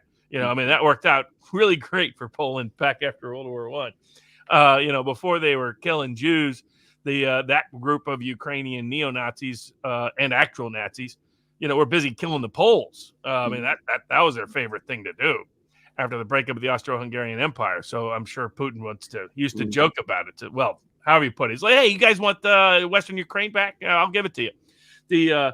But I could see him going into Odessa and that land because it's part of the Black Sea. It would allow control of the Black Sea. It's a very it's a rich region in terms of resources and farmland, and there's a lot of historical ancestral ties. And in his very first ever speech about going in, he talked about they're going to hold the Ukrainian, the people in Odessa responsible for what happened after the Maidan coup in terms of burning people alive that were protesting the Maidan coup, et cetera. And I was like, well, how's he going to do that unless he plans on going there? I could see him going that further, but I don't see him going all of Ukraine. I don't see him going even into Kiev, really. But also there's the question of how long this is going to take, because there's been a slow inch by inch by inch. They've allowed the Ukrainians to exhaust their resources. So at some point it becomes a lot easier to move forward a lot quicker. But as long as he's operated within certain restraints, try to limit collateral damage, try to engage in old school World War II, all the civilians out and the armies battle each other, from ditch to ditch. The Ukrainians are clearly running out of resources. They're clearly running out of people. Clearly running out of weapons, and they never really had much political support for money in the United States. That's all entirely gone now, and the only question is how much money they can divert, and how much corrupt politicians are willing to send even a little bit more money down the pipeline. But that cash line is running out pretty quickly. What do you think the end game is over the next year for Ukraine and Russia? It's very interesting. Now, actually, Putin has been speaking about things, and he said some very, very interesting things recently, and they're not getting the amount of attention that they should do. But he made some comments right at the start of this month. In fact, he made two sets of comments. One he made on the 4th of November, and this is the ones that, to some extent, people have talked about. But he's also made some other comments too. The earlier comments that he made were he said a very interesting thing. He said, our relations with Europe are finished. There's no way within our lifetimes that we're going to repair those. With the United States, we will at some point make a deal. We will find a way to get our relationship with the United States back on track. Now, it may not be the kind of relationship that we once thought we would have with the Americans. They won't be our partners. It might be adversarial, but we will come to an understanding with the Americans. The Europeans, it's impossible. We've tried. We've made everything we can do. That's hopeless. With the Americans, we will eventually come to some kind of understanding. And the second thing that he said, which was equally interesting, is that he actually did finally talk territories about Ukraine. And you were absolutely right. He mentioned, look, there are the territories that were given to Ukraine by the Bolsheviks, the Russian cities created by Catherine the Great. He didn't name Odessa, but Odessa obviously is one of those places. Now, he made it absolutely clear to me, at least, that he sees those as coming back under Russian control, under either direct Russian control or about Russia having some kind of role there. He said that if you talk about Ukraine, what was Ukraine, the real Ukraine, the original Ukraine of the 17th century, he basically said it was just three areas: Kiev, Chernigov, and Zhytomyr. Those are in the center. And he referenced a letter that was sent by people from those regions then to Moscow, to the Tsar, in which they referred to themselves as Russian Orthodox people. Now, I didn't read that as saying that he would annex, Russia was looking to annex these places, but he did say that this is a fraternal region. We will probably have to find some kind of strong arrangement with them there. He did not mention, he said absolutely nothing about Lvov or Western Ukraine. He left that completely out. And his, political deputy, Medvedev, he then, when I think it was Stoltenberg, was it Rasmussen, said, that Ukraine can enter NATO, but, shorn of various parts. Well, basically Medvedev was saying, well, what bits of Ukraine are you going to get? And he said rhetorically, are you talking about Galicia? About the Western Ukraine? He spoke rather dismissively of Lvov. He used the Habsburg name for it. He called it Lemberg, which is the name it had at the time of the Habsburg Empire. The overall message I got from all of that is that the Russians have absolutely no intention of moving to Western Ukraine. And they're going to see that they have control, or at least, if not positive direct control, at least exercise predominant influence in all the Russian-speaking areas. They see Kiev, Zhytomyr, Lvov, perhaps as a kind of rump Ukraine, but potentially aligned with Russia itself. Galicia, it can go where it wants. It can go to the west. It's not our concern. That's basically what they were saying. And you have that from Putin himself. And he said that this month. He said that on the 4th of November, which, by the way, is a very important day. It's a public holiday in Russia. It celebrates the liberation of Moscow from the Poles. The Poles briefly occupied Moscow in the early 17th century, and it was actually liberated by the Russians then. So you could see the imagery is also being played up as well. So that's about the political objectives. Now, about the running of the war. Now, the thing to understand about the Russians is that the one thing they're always good at, and this is a thing people always need to remember and never do, is that the one thing you should never do with the Russians is take them on in a war. It's something that historically they've always been very good at, and which they always run in their own way. I don't think that the Russians are aiming for a single knockout blow in Ukraine. I don't think we're going to see a big arrow offensive this year. What we are seeing is this huge Russian military that is now being built up. Our 420,000 men have joined the army or are in the process of joining the army this year. These are volunteers. They're not conscripts. They're people who are choosing to join the army. 1,600 a day, partly because they're being paid well to join the army, partly because, of course, it's the defense of the motherland, which, if you know Russians, that is an important thing.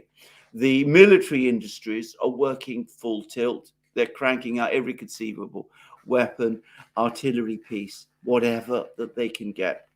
So I think the military strategy is fairly clear now.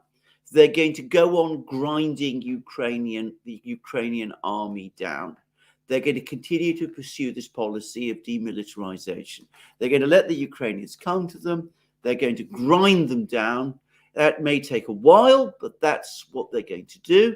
They're going to conserve their own forces. They're going to conserve their ammunition. They're going to adapt their army increasingly to modern war conditions. They're developing all kinds of new weapon systems, all sorts of reconnaissance systems. Lloyd Austin spoke about how he was going to use the war to bleed and weaken Russia militarily. What is happening is the diametric opposite. So they're going to grind Ukraine down. They're going to push steadily, incrementally, step by step further west. They're going to take all the major fortified lines. They're going to go to the Dnieper. They might conceivably, I think they might push across the Dnieper if they feel they have to in order to bring the war to a close. They're going to push on and they're going to wait for an administration in the United States with which they can do a deal and which will settle the situation in Europe. There are already articles, apparently, appearing in the media in Russia talking about the fact that we are heading towards a new Yalta. Now, for the Russians, the word Yalta, the discussions that took place in Yalta, in Crimea, by the way, between Stalin, Roosevelt, and Churchill, have a different resonance than what they do with people in the West. In the West, we see it as a great betrayal. With the Russians, Yalta means the agreements that were then reached, which brought about the stabilization of the situation on Russia's western borders and a long period of security from war from the West for Russia. And I think that is the Russian objective. Now, whether they will achieve that, I don't know. Whether there will ever be that kind of administration that they can come to those kind of deals with in Washington, I don't know either. I don't know whether they themselves fully know. But of course, by taking their time, they weaken Ukraine even more. They expose the weaknesses in the American military industrial system, which, to be clear, is not the same as the US economy, which is a different thing. It's just a part of the US economy. But they expose the weaknesses in the military industrial system. And they position themselves better. So that global deal, which won't just be about Ukraine in the Russian mind, but will be about security in Europe, that is advanced, that they reach that point eventually when they come to that kind of, that they reach that kind of arrangement with the United States. It won't be with the Europeans. It will be directly with the United States, that its agency, and which they hope will finally come to understand what its own interests in Europe really are. Yeah, I mean, and if Trump gets elected, that'd be the kind of deal that Trump would like to do. Trump would like credit for that deal, but also he wants peace.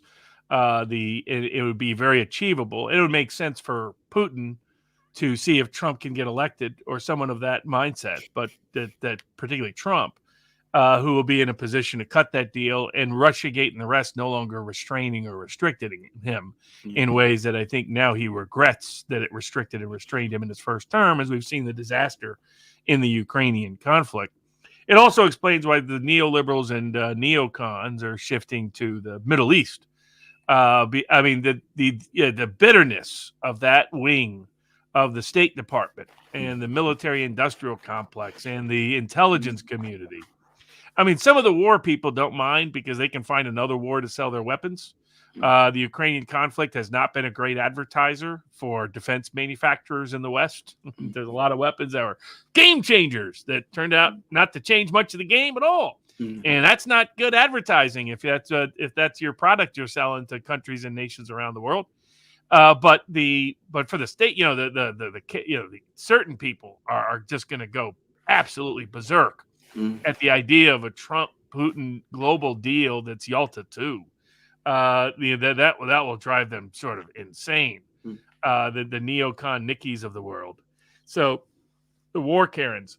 But it explains why some of them shift to the Middle East. The thing in the Middle East is in the State Department and the Democrats, they have kind of a split. There's the domestic political split on the issue, but though that's always going to generally come out pro-Israel over time.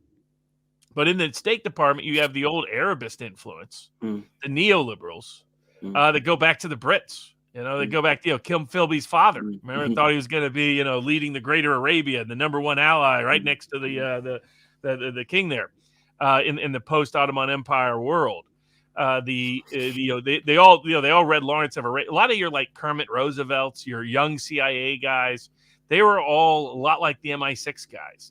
For whom old the post-coup pre-Ayatollah Iran was their ideal government in the Middle East, right? They thought the Shah was the greatest thing ever. I mean, they helped put him there, helped keep him there for a while.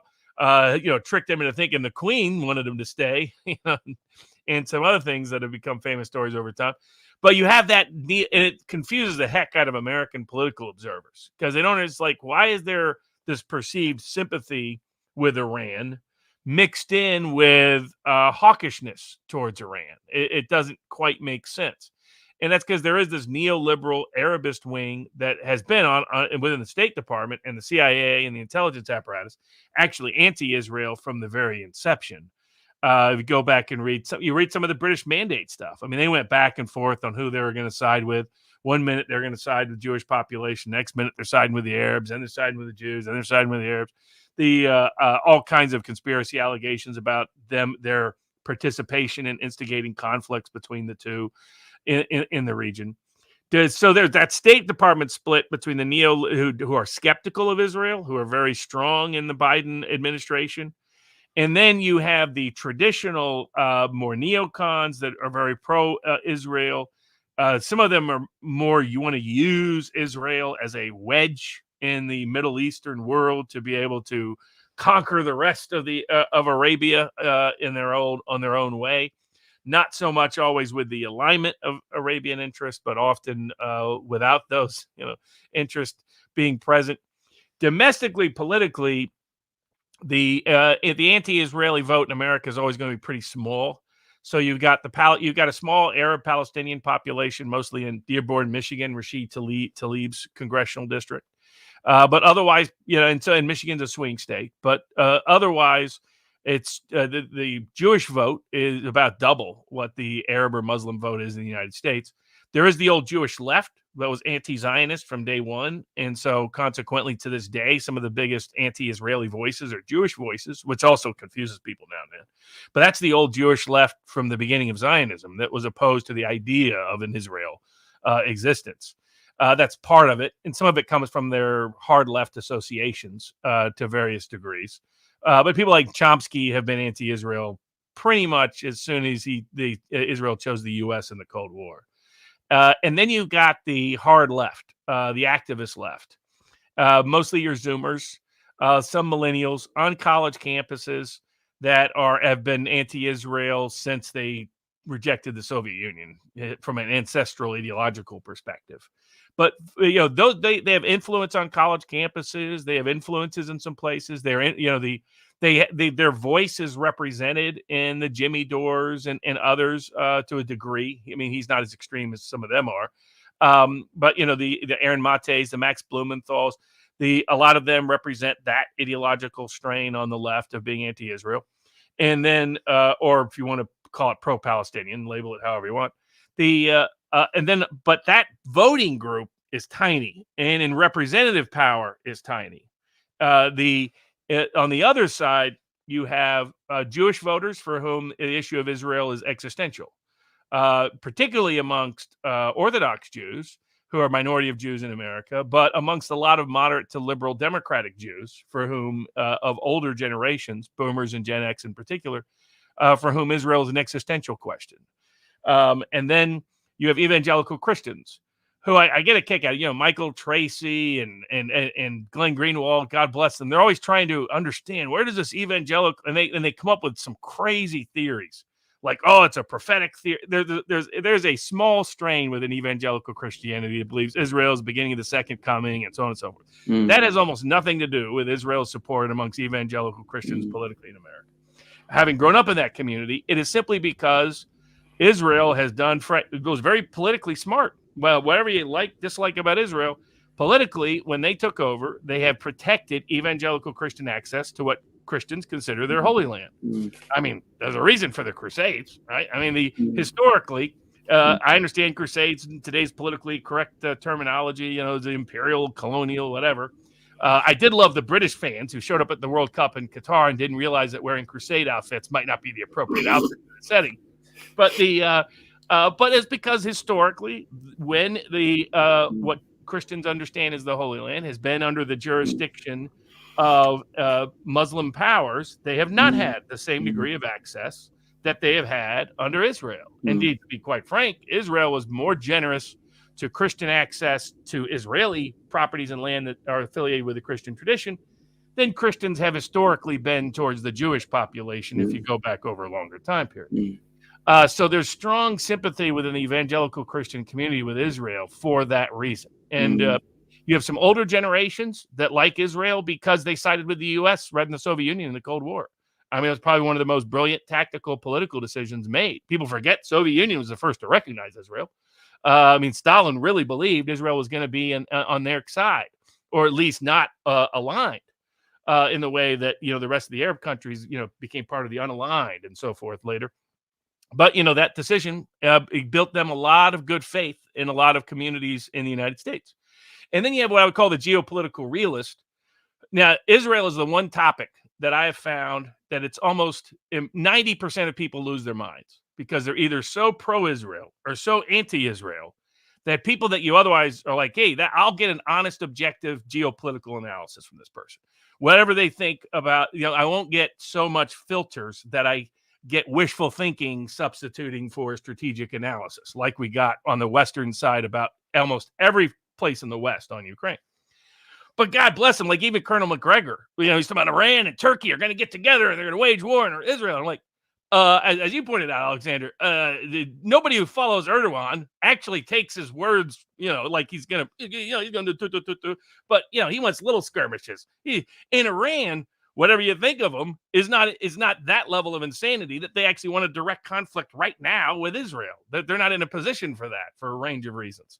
They don't mind what has happened in terms of derailing certain Israeli-Saudi efforts, quite clearly, but that's quite different than actually going to war with them.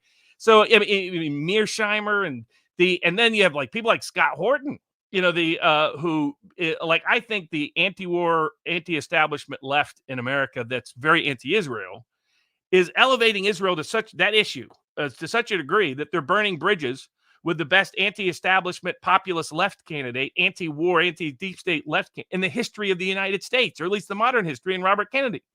So you have like Scott Horton running around saying that Robert Kennedy has lost his entire field team because he's pro-Israel. And I'm like, well, since I'm working with a lot of those people because they're going to try to keep Robert Kennedy off the ballot, there's a long history of that in America, trying to keep independent candidates off the ballot. They tend to change the rules right after an independent succeeds in the name of keeping frivolous candidates off the ballot. I've won a lot of those cases and will win them for the same for Robert Kennedy. But I knew that like almost nobody had left. I was like, I know there were a couple of people that were anti-Israel who are no longer part, but they're a tiny percentage. And I was like, why is Horton saying this? And then he's like, anything about Israel. It's like, it's like whoa. It's like you either got to be Ben Shapiro crazy, or you got to be, all of a sudden explaining why Bin Laden's letter is a very understandable and explain like some of these TikTokers do it. I was like, I'm going to tell you, if you're on the Palestinian side, just word to the wise, don't be citing Bin Laden as your source if you want to get people in America to like you. Just an idea, just a thought. So in the American political parlance, it's not because there's some secret Israeli lobby and all that. I mean, I'm sure the live chat's going to fill up with people asking me when I'm going to get my Jew check. I'll check in the mail and see when they're sending me the cash. But the nature of American politics is the Palestinian cause was not likely to ever be popular in a broader range of the American public than Israel. Now, that does not mean you have people who want to get involved in the conflict, right? There's two very big differences between, okay, if you ask me Israel or Hamas with nuclear weapons, who do I prefer? It's not going to be Hamas, sorry. But on the flip side, if you ask me, do I want U.S. troops there? That doesn't even make sense. All that's going to do is cause more collateral problems. It's not going to necessarily help Israel whatsoever. That doesn't mean that going in and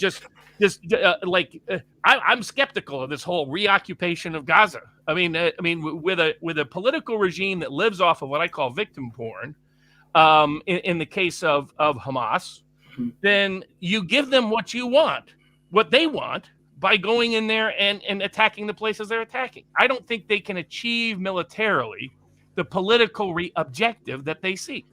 In fact, they're going to give Hamas what they want by giving them the things that on every Arab and Muslim media TV station can have little kids suffering horrible things. And I understand there's legal justifications and rationalizations within the war structure about, yes, can you target something that has dual use? Russia has done so in Ukraine. Ukraine has done so to Russia.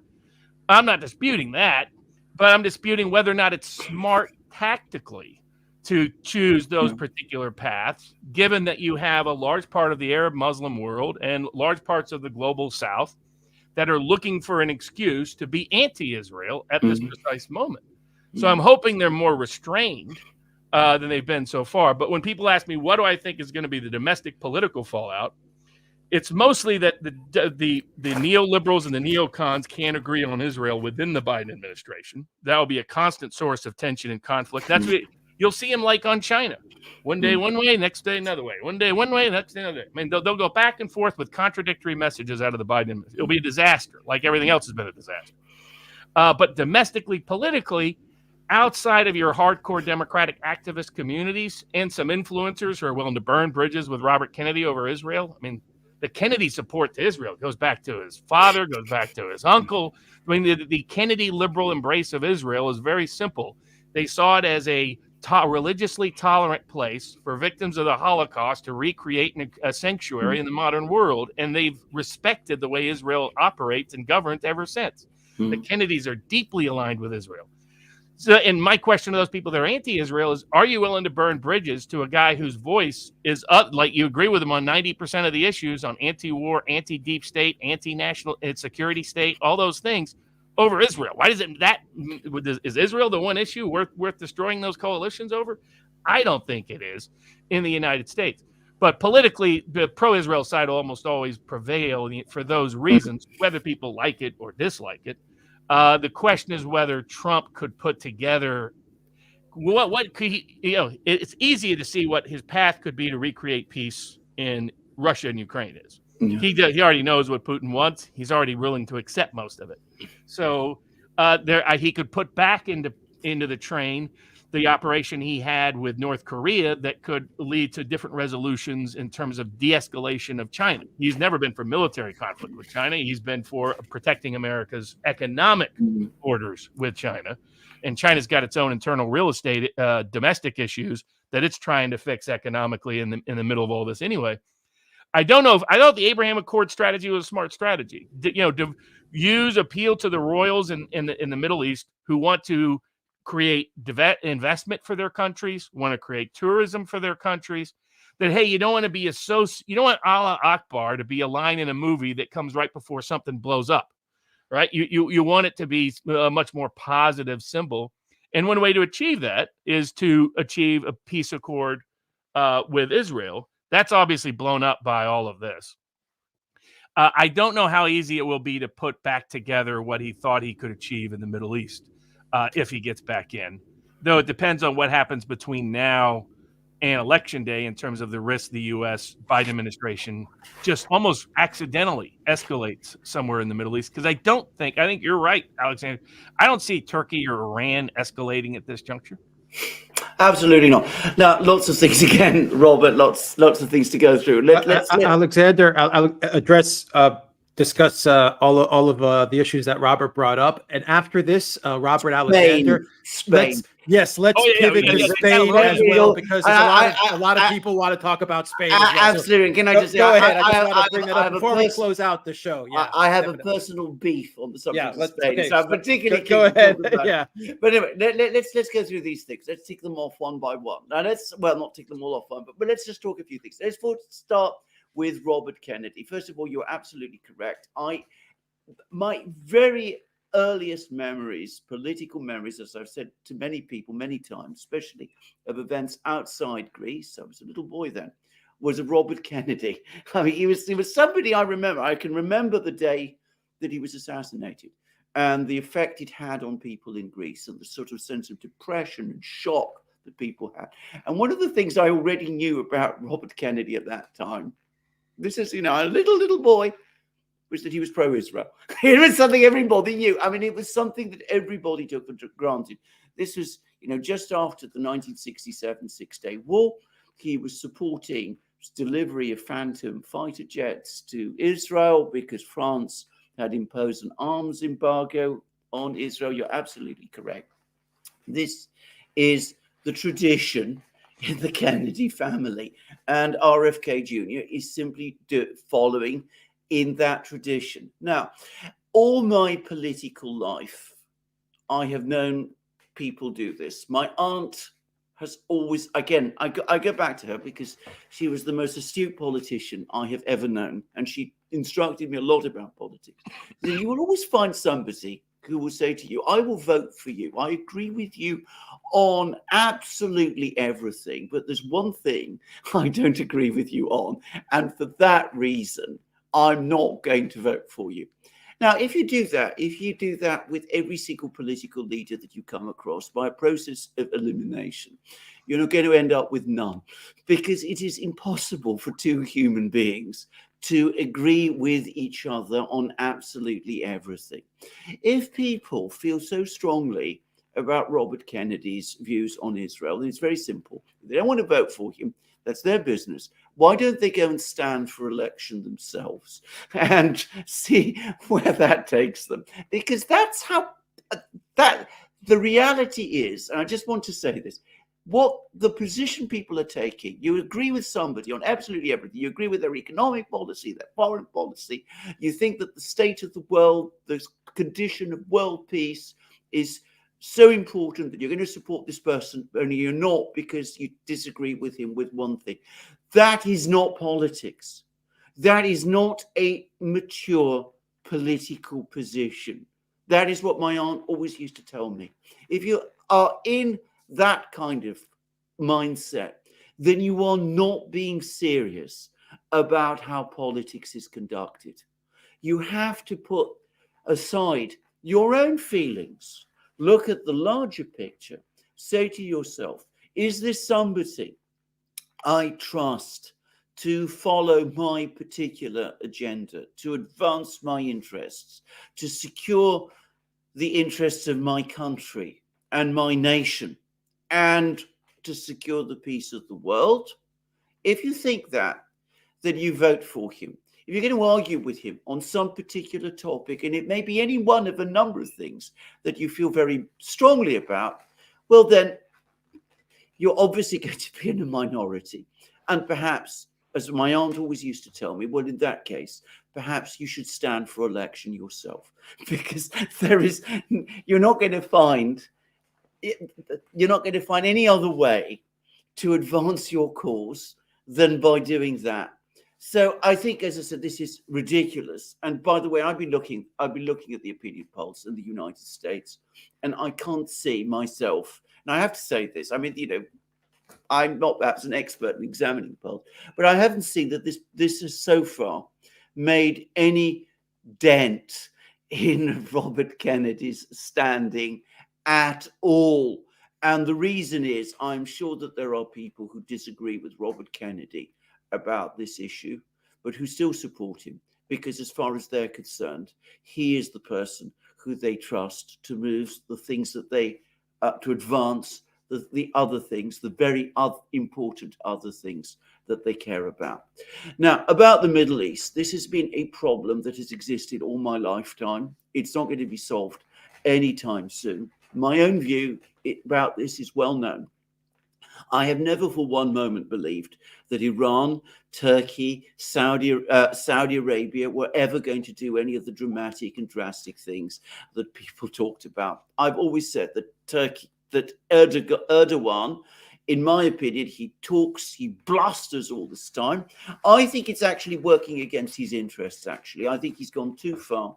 I think he's opening himself up to criticism in Turkey from people who are saying, well, you're talking this way, but where's the action? And I think it's actually probably done Erdogan some damage. But I never thought that Turkey was going to go to war.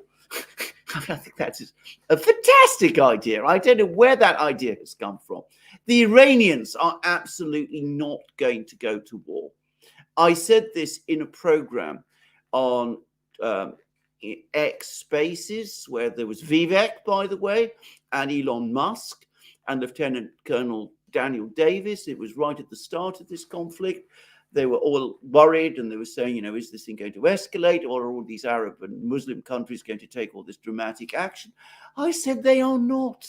They don't want to get involved in a war. They are concerned to prevent this situation escalating out of control.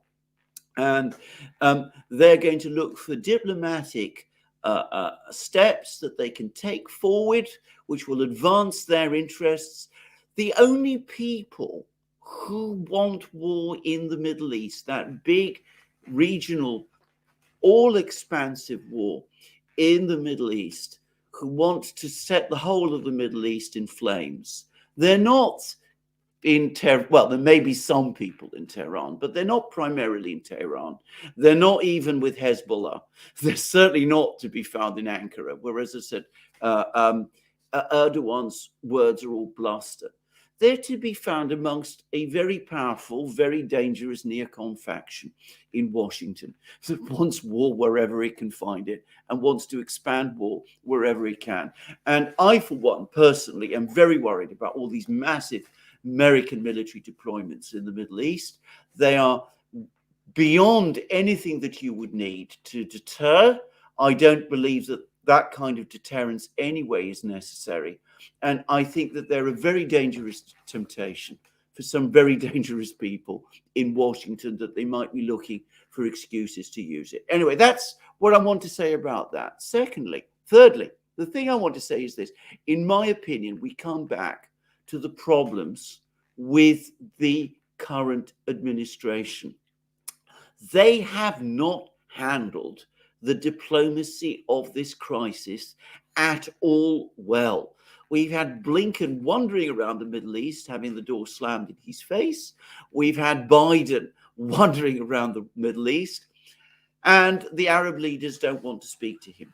It's been very difficult for him to even speak to Arab leaders over the phone, which is perhaps not a bad thing, actually, given how he conducts himself when he is in summit meetings. But anyway, they don't want to talk with him.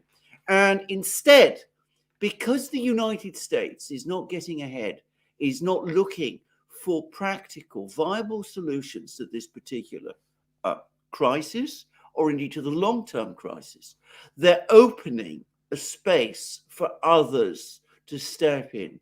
And we see that the Chinese, and in this case the Russians, who are working with the Chinese on this matter, they are beginning to get ahead of the United States in the diplomacy in the Middle East. And that might be a good thing. It may not be a bad thing at all. But if you are concerned about America's position of power, the influence of the United States in the Middle East, that perhaps you're entitled to be concerned that you're losing the diplomatic game to the Chinese and the Russians. Now, that brings me to the next point. And this is again something which I think most people outside the Middle East have not understood about this crisis at all. Yes, people in the Muslim world are very angry about what is going on in Gaza. And there's lots and lots of complaints about that. But when you go to the level of governments, they, one, do not like Hamas. You won't find a single Arab government, apart perhaps to some extent for Qatar, that likes Hamas. Egypt is fighting the Muslim Brotherhood inside Egypt itself. Saudi Arabia hates the Muslim Brotherhood. They know perfectly well that it is connected to Hamas. Syria, the Syrian government fought Hamas in Syria. They were supporting the insurgency against Bashar al-Assad. Hezbollah fought these people in Syria. Putin hates Muslim insurgents. He fought them in the Northern Caucasus. The Chinese hate Muslim insurgents. They're fighting them in their own country also. None of these people like, what Hamas represents. And if you're talking about Iran, they are absolutely furious because Hamas did this thing on the 7th of October, and people have been extremely unwilling to face up to what Hamas did on the 7th of October, by the way. But anyway, Hamas did that without consulting Iran. So Iran's found itself facing this enormous crisis, and they weren't told. They weren't asked, they weren't asked in advance, do you think we should do this thing? Now, a clever administration, a skillful administration, one attuned to the realities of the Middle East, understanding these feelings amongst the Arab and Muslim leaders, would have built on that and would have succeeded in taking it forward and would have addressed the concerns that exist both about Gaza and about the security of Israel. And by the way, about, the security that Jewish people feel around the world also, which should not be overlooked. They would have addressed this thing. They would have capitalized on this fact about, the general unpopularity of Hamas, the massive embarrassment and anger with it that Iran and Qatar, its financial backer, feel, and they would have found a way. But of course, this administration, and I've discussed on many channels in our programs on the Duran, what that way, sort of things that they might have done and the kind of things that they could have done, which would have worked out better. But of course, they didn't understand that. They didn't have any grasp of this, expecting the Blinken, Sullivan, Biden grouping to conduct this kind of nimble diplomacy in the Middle East, attuned to the realities of the Middle East, is a completely hopeless and worthless exercise. I think Donald Trump would have been a lot better at it, actually, in spite of what people say. And I mean, after all, he gets on with the Arab leaders. He likes the Saudis. They like him. He likes the Egyptians. They like him. I actually think that Robert Kennedy, who comes from a family with a long tradition in diplomacy, would probably have handled it better also, a lot better, given his background, his experience, his knowledge of the world, which he possesses. He speaks foreign languages. He knows Europe. He knows how to conduct diplomacy. I think he'd have done a much better job, in spite of the things that he has said, which people have taken umbrage about, and which, to be frank, I think they're, as you correctly said, they're missing the picture over them. So that's my view. That is my overall view about this particular crisis. It could have been handled much more skillfully. It could have been done in a way that would have enhanced the position of the Middle East. And that didn't happen. And the result is that all sorts of players are now moving in. The Chinese, who do understand diplomacy, are moving in. The Russians, of course, are always there. Remember, the Russians, they talk to the Israelis as well. Putin has been speaking with Netanyahu. Lavrov has been speaking with Eli Cohen. There may be strong words exchanged between them at the Security Council, but they keep the communication lines open, and that should not be underestimated. So they're able to talk. Everybody's able to talk. The Americans, for the moment, are not. And that's one of the reasons, by the way, that you're getting all of these different factions within the State Department, within the DNC, and all of that. They're beginning to, appear and fight for their various positions because they're not getting a convincing and strong lead from the president and from his administration. You asked me once upon a time, Robert, whether there was any administration I could think of, any US administration worse than this one. I can now conclusively and definitely answer that question. No, I cannot. You have to go back to Patrick Buchanan, perhaps, on the eve of the American Civil War to find an administration that is as bad. I wouldn't say that even that administration was worse. Now, speaking of geopolitical bad tactics, I remember years ago when the whole I was familiar with the Basque independence movement. I mean, they have a whole DNA history that's totally distinct from everybody around them. Fascinating little part of the world. I've had some clients that hung out in Andorra for a range of reasons. There's certain benefits to Andorra that don't need more detail here. But I was unaware of until some years ago the whole Catalonian independence. I'd been to Barcelona, been to Madrid. I figured out that where all of Franco's ex-soldiers went to, they become waiters in Spanish high-end restaurants. My brother once asked for a coffee midday and explained that was wrong, and the waiter was like, "No, you cannot have it, no." But I didn't know this whole Catalonian independence movement, and then you get like suddenly a referendum. And you're like, oh, hold on a second. So you can just hold a referendum and declare yourself a new country? Yeah. How's this going to work out? And I remember Julian Assange was covering it and I guess got in trouble with the Ecuadorians in part because of him covering the Catalonian independence movement. And that seemed to create this bridge where people on what I would call the anti-establishment, anti-war left, or for some reason embraced the Catalonian cause, which I found kind of odd. And then now it's culminated 6 years later. A lot of what you said all the way back has come to fruition. That was not a tactically geopolitically smart move to make. That it's now backfired. But the socialist or the left loses the election, and so they have to cut a deal to pardon everybody connected to it. And it's now perceived in parts of the Western press and in Spain as a coup. Because they lost the election, yet they're going to be back in power because they're giving a sweetheart deal to the former Catalonian rebels who had to flee the country because of their illicit activities. Tucker Carlson, once again, he shows up with Milei in Argentina, and now he's showing up over in the middle of the Spanish protests. Platform. These are things he probably couldn't have fully platformed if he was still stuck at Fox, if he could be siloed by Paul Ryan in ways that, he's more free now than he was before, especially facilitated by Musk owning X. But what are your thoughts on all of this? I haven't followed anywhere near in detail as you have, and a lot of the things you said then have come to fruition.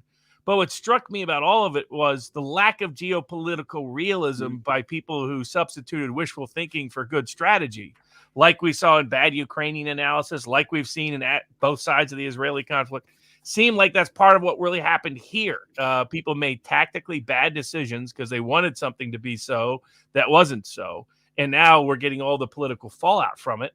But what leads to, is Spain going to be able to establish this government? Is there going to be a popular overthrow? What do you think is going to happen? I think it's going to be a major political and a legitimacy crisis in Spain, for the very simple reason that of what you said. This is a government that lost the election. The Socialist Party lost the election in Spain, and nonetheless they have kept themselves in power by cutting a deal with people who acted illegally, contrary to the constitution of Spain and sought to secede a part of Spain from Spain. Now, this is an astonishing thing. This is a terrible thing to happen. And of course, people are angry. And many of the people who voted for the socialists are also angry because during the election, Sanchez, the current Spanish prime minister, promised the Spanish people, including many of the people who voted for him, that he would never do the very thing that he has just done. I mean, it is difficult to convey how ugly this is. If he cannot form a coalition because he can't get the votes without going into alliance with Puigdemont and his group, which is a tiny group now in Catalonia, that he should not form a government. I mean, this would be a situation where the right thing to do would be to call a new election. It's defies reason and logic and Spanish interests and democratic interests for the government of Spain to do this thing. And of course, people in Spain are extremely angry. And this is a country which has worked very, very hard since Franco's death to build up political stability. And it's probably still to some extent a work in progress. And this creates lots of problems and tensions in Spain. And, I would not personally be surprised if before long it becomes clear that this is unsustainable, that the protests begin to gain some degree of a critical mass.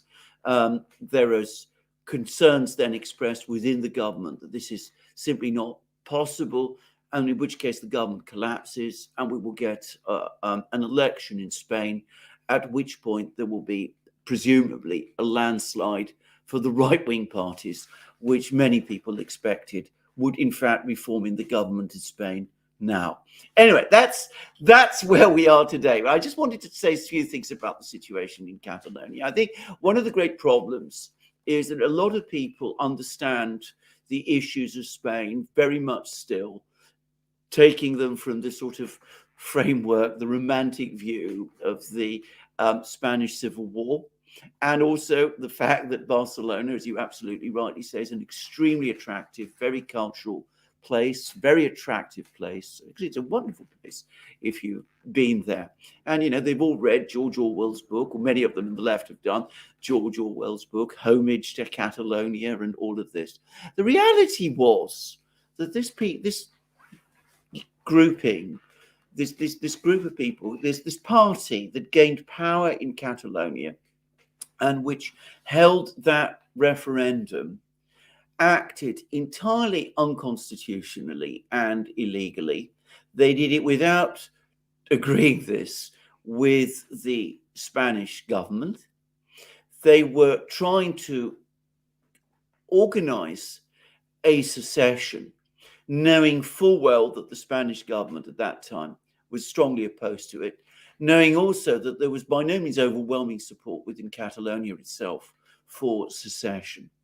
And the way they conducted that referendum risked very considerable political violence in Catalonia itself. Now, I made that point at the time.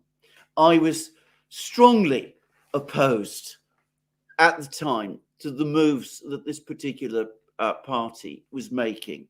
And again, I came from all the same kind of criticism from all the same sort of people that, criticize these things because, as I said, they think that, Catalonia should be independent. Perhaps one day it should be independent, but this is absolutely not the correct way to do it. And certainly not led by people like this, strong-arming independence in that kind of way.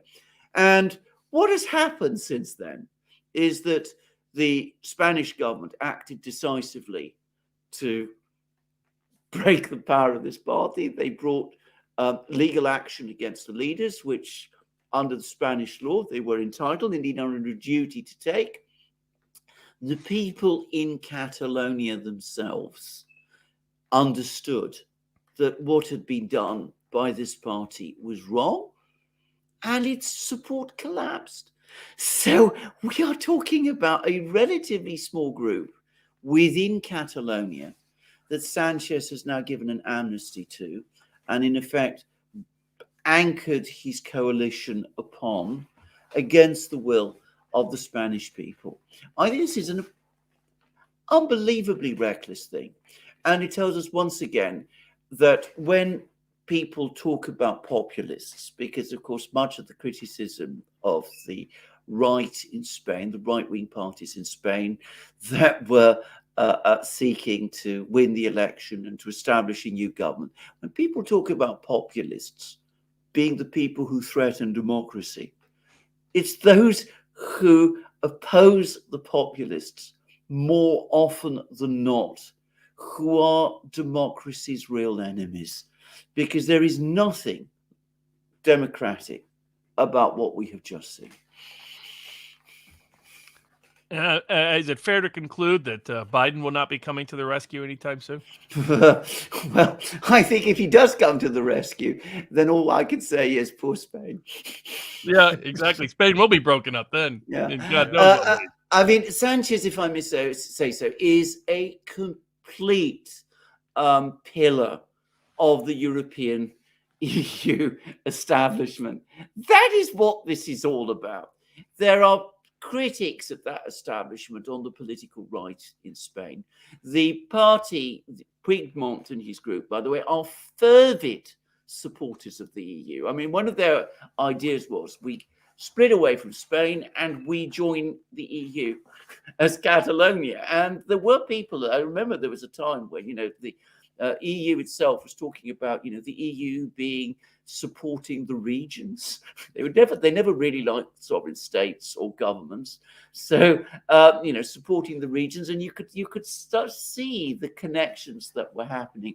Spain's influence and the influence of other countries, like France, for example, which also does not want to see these sort of policies be enacted, meant that in the end, the EU had to swerve course. But the commission, the bureaucracy in Brussels, at one point was sort of edging towards being rather supportive of what was going on in Catalonia, as I well remember. But anyway, that's another story. Sanchez is a fervid supporter of the EU system. The EU does not want to see various right-wing parties come to power in Spain.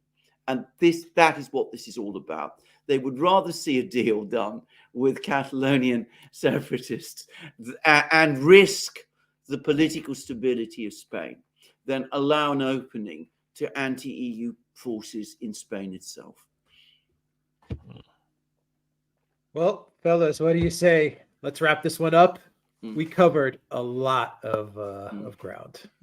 2 Absolutely. hours, 2 hours and 22 minutes. Wow. It'd be a perfect time, people who ask, it's Hunter Thompson's Fear and Loathing on the Campaign Trail from 1972 is the book behind me. I was thinking that, it feels like a Fear and Loathing era. If Hunter Thompson, this time was tailor-made for Hunter Thompson to write about, it seems. I mean, there's so many topics, so many ways, so many means, so many methods.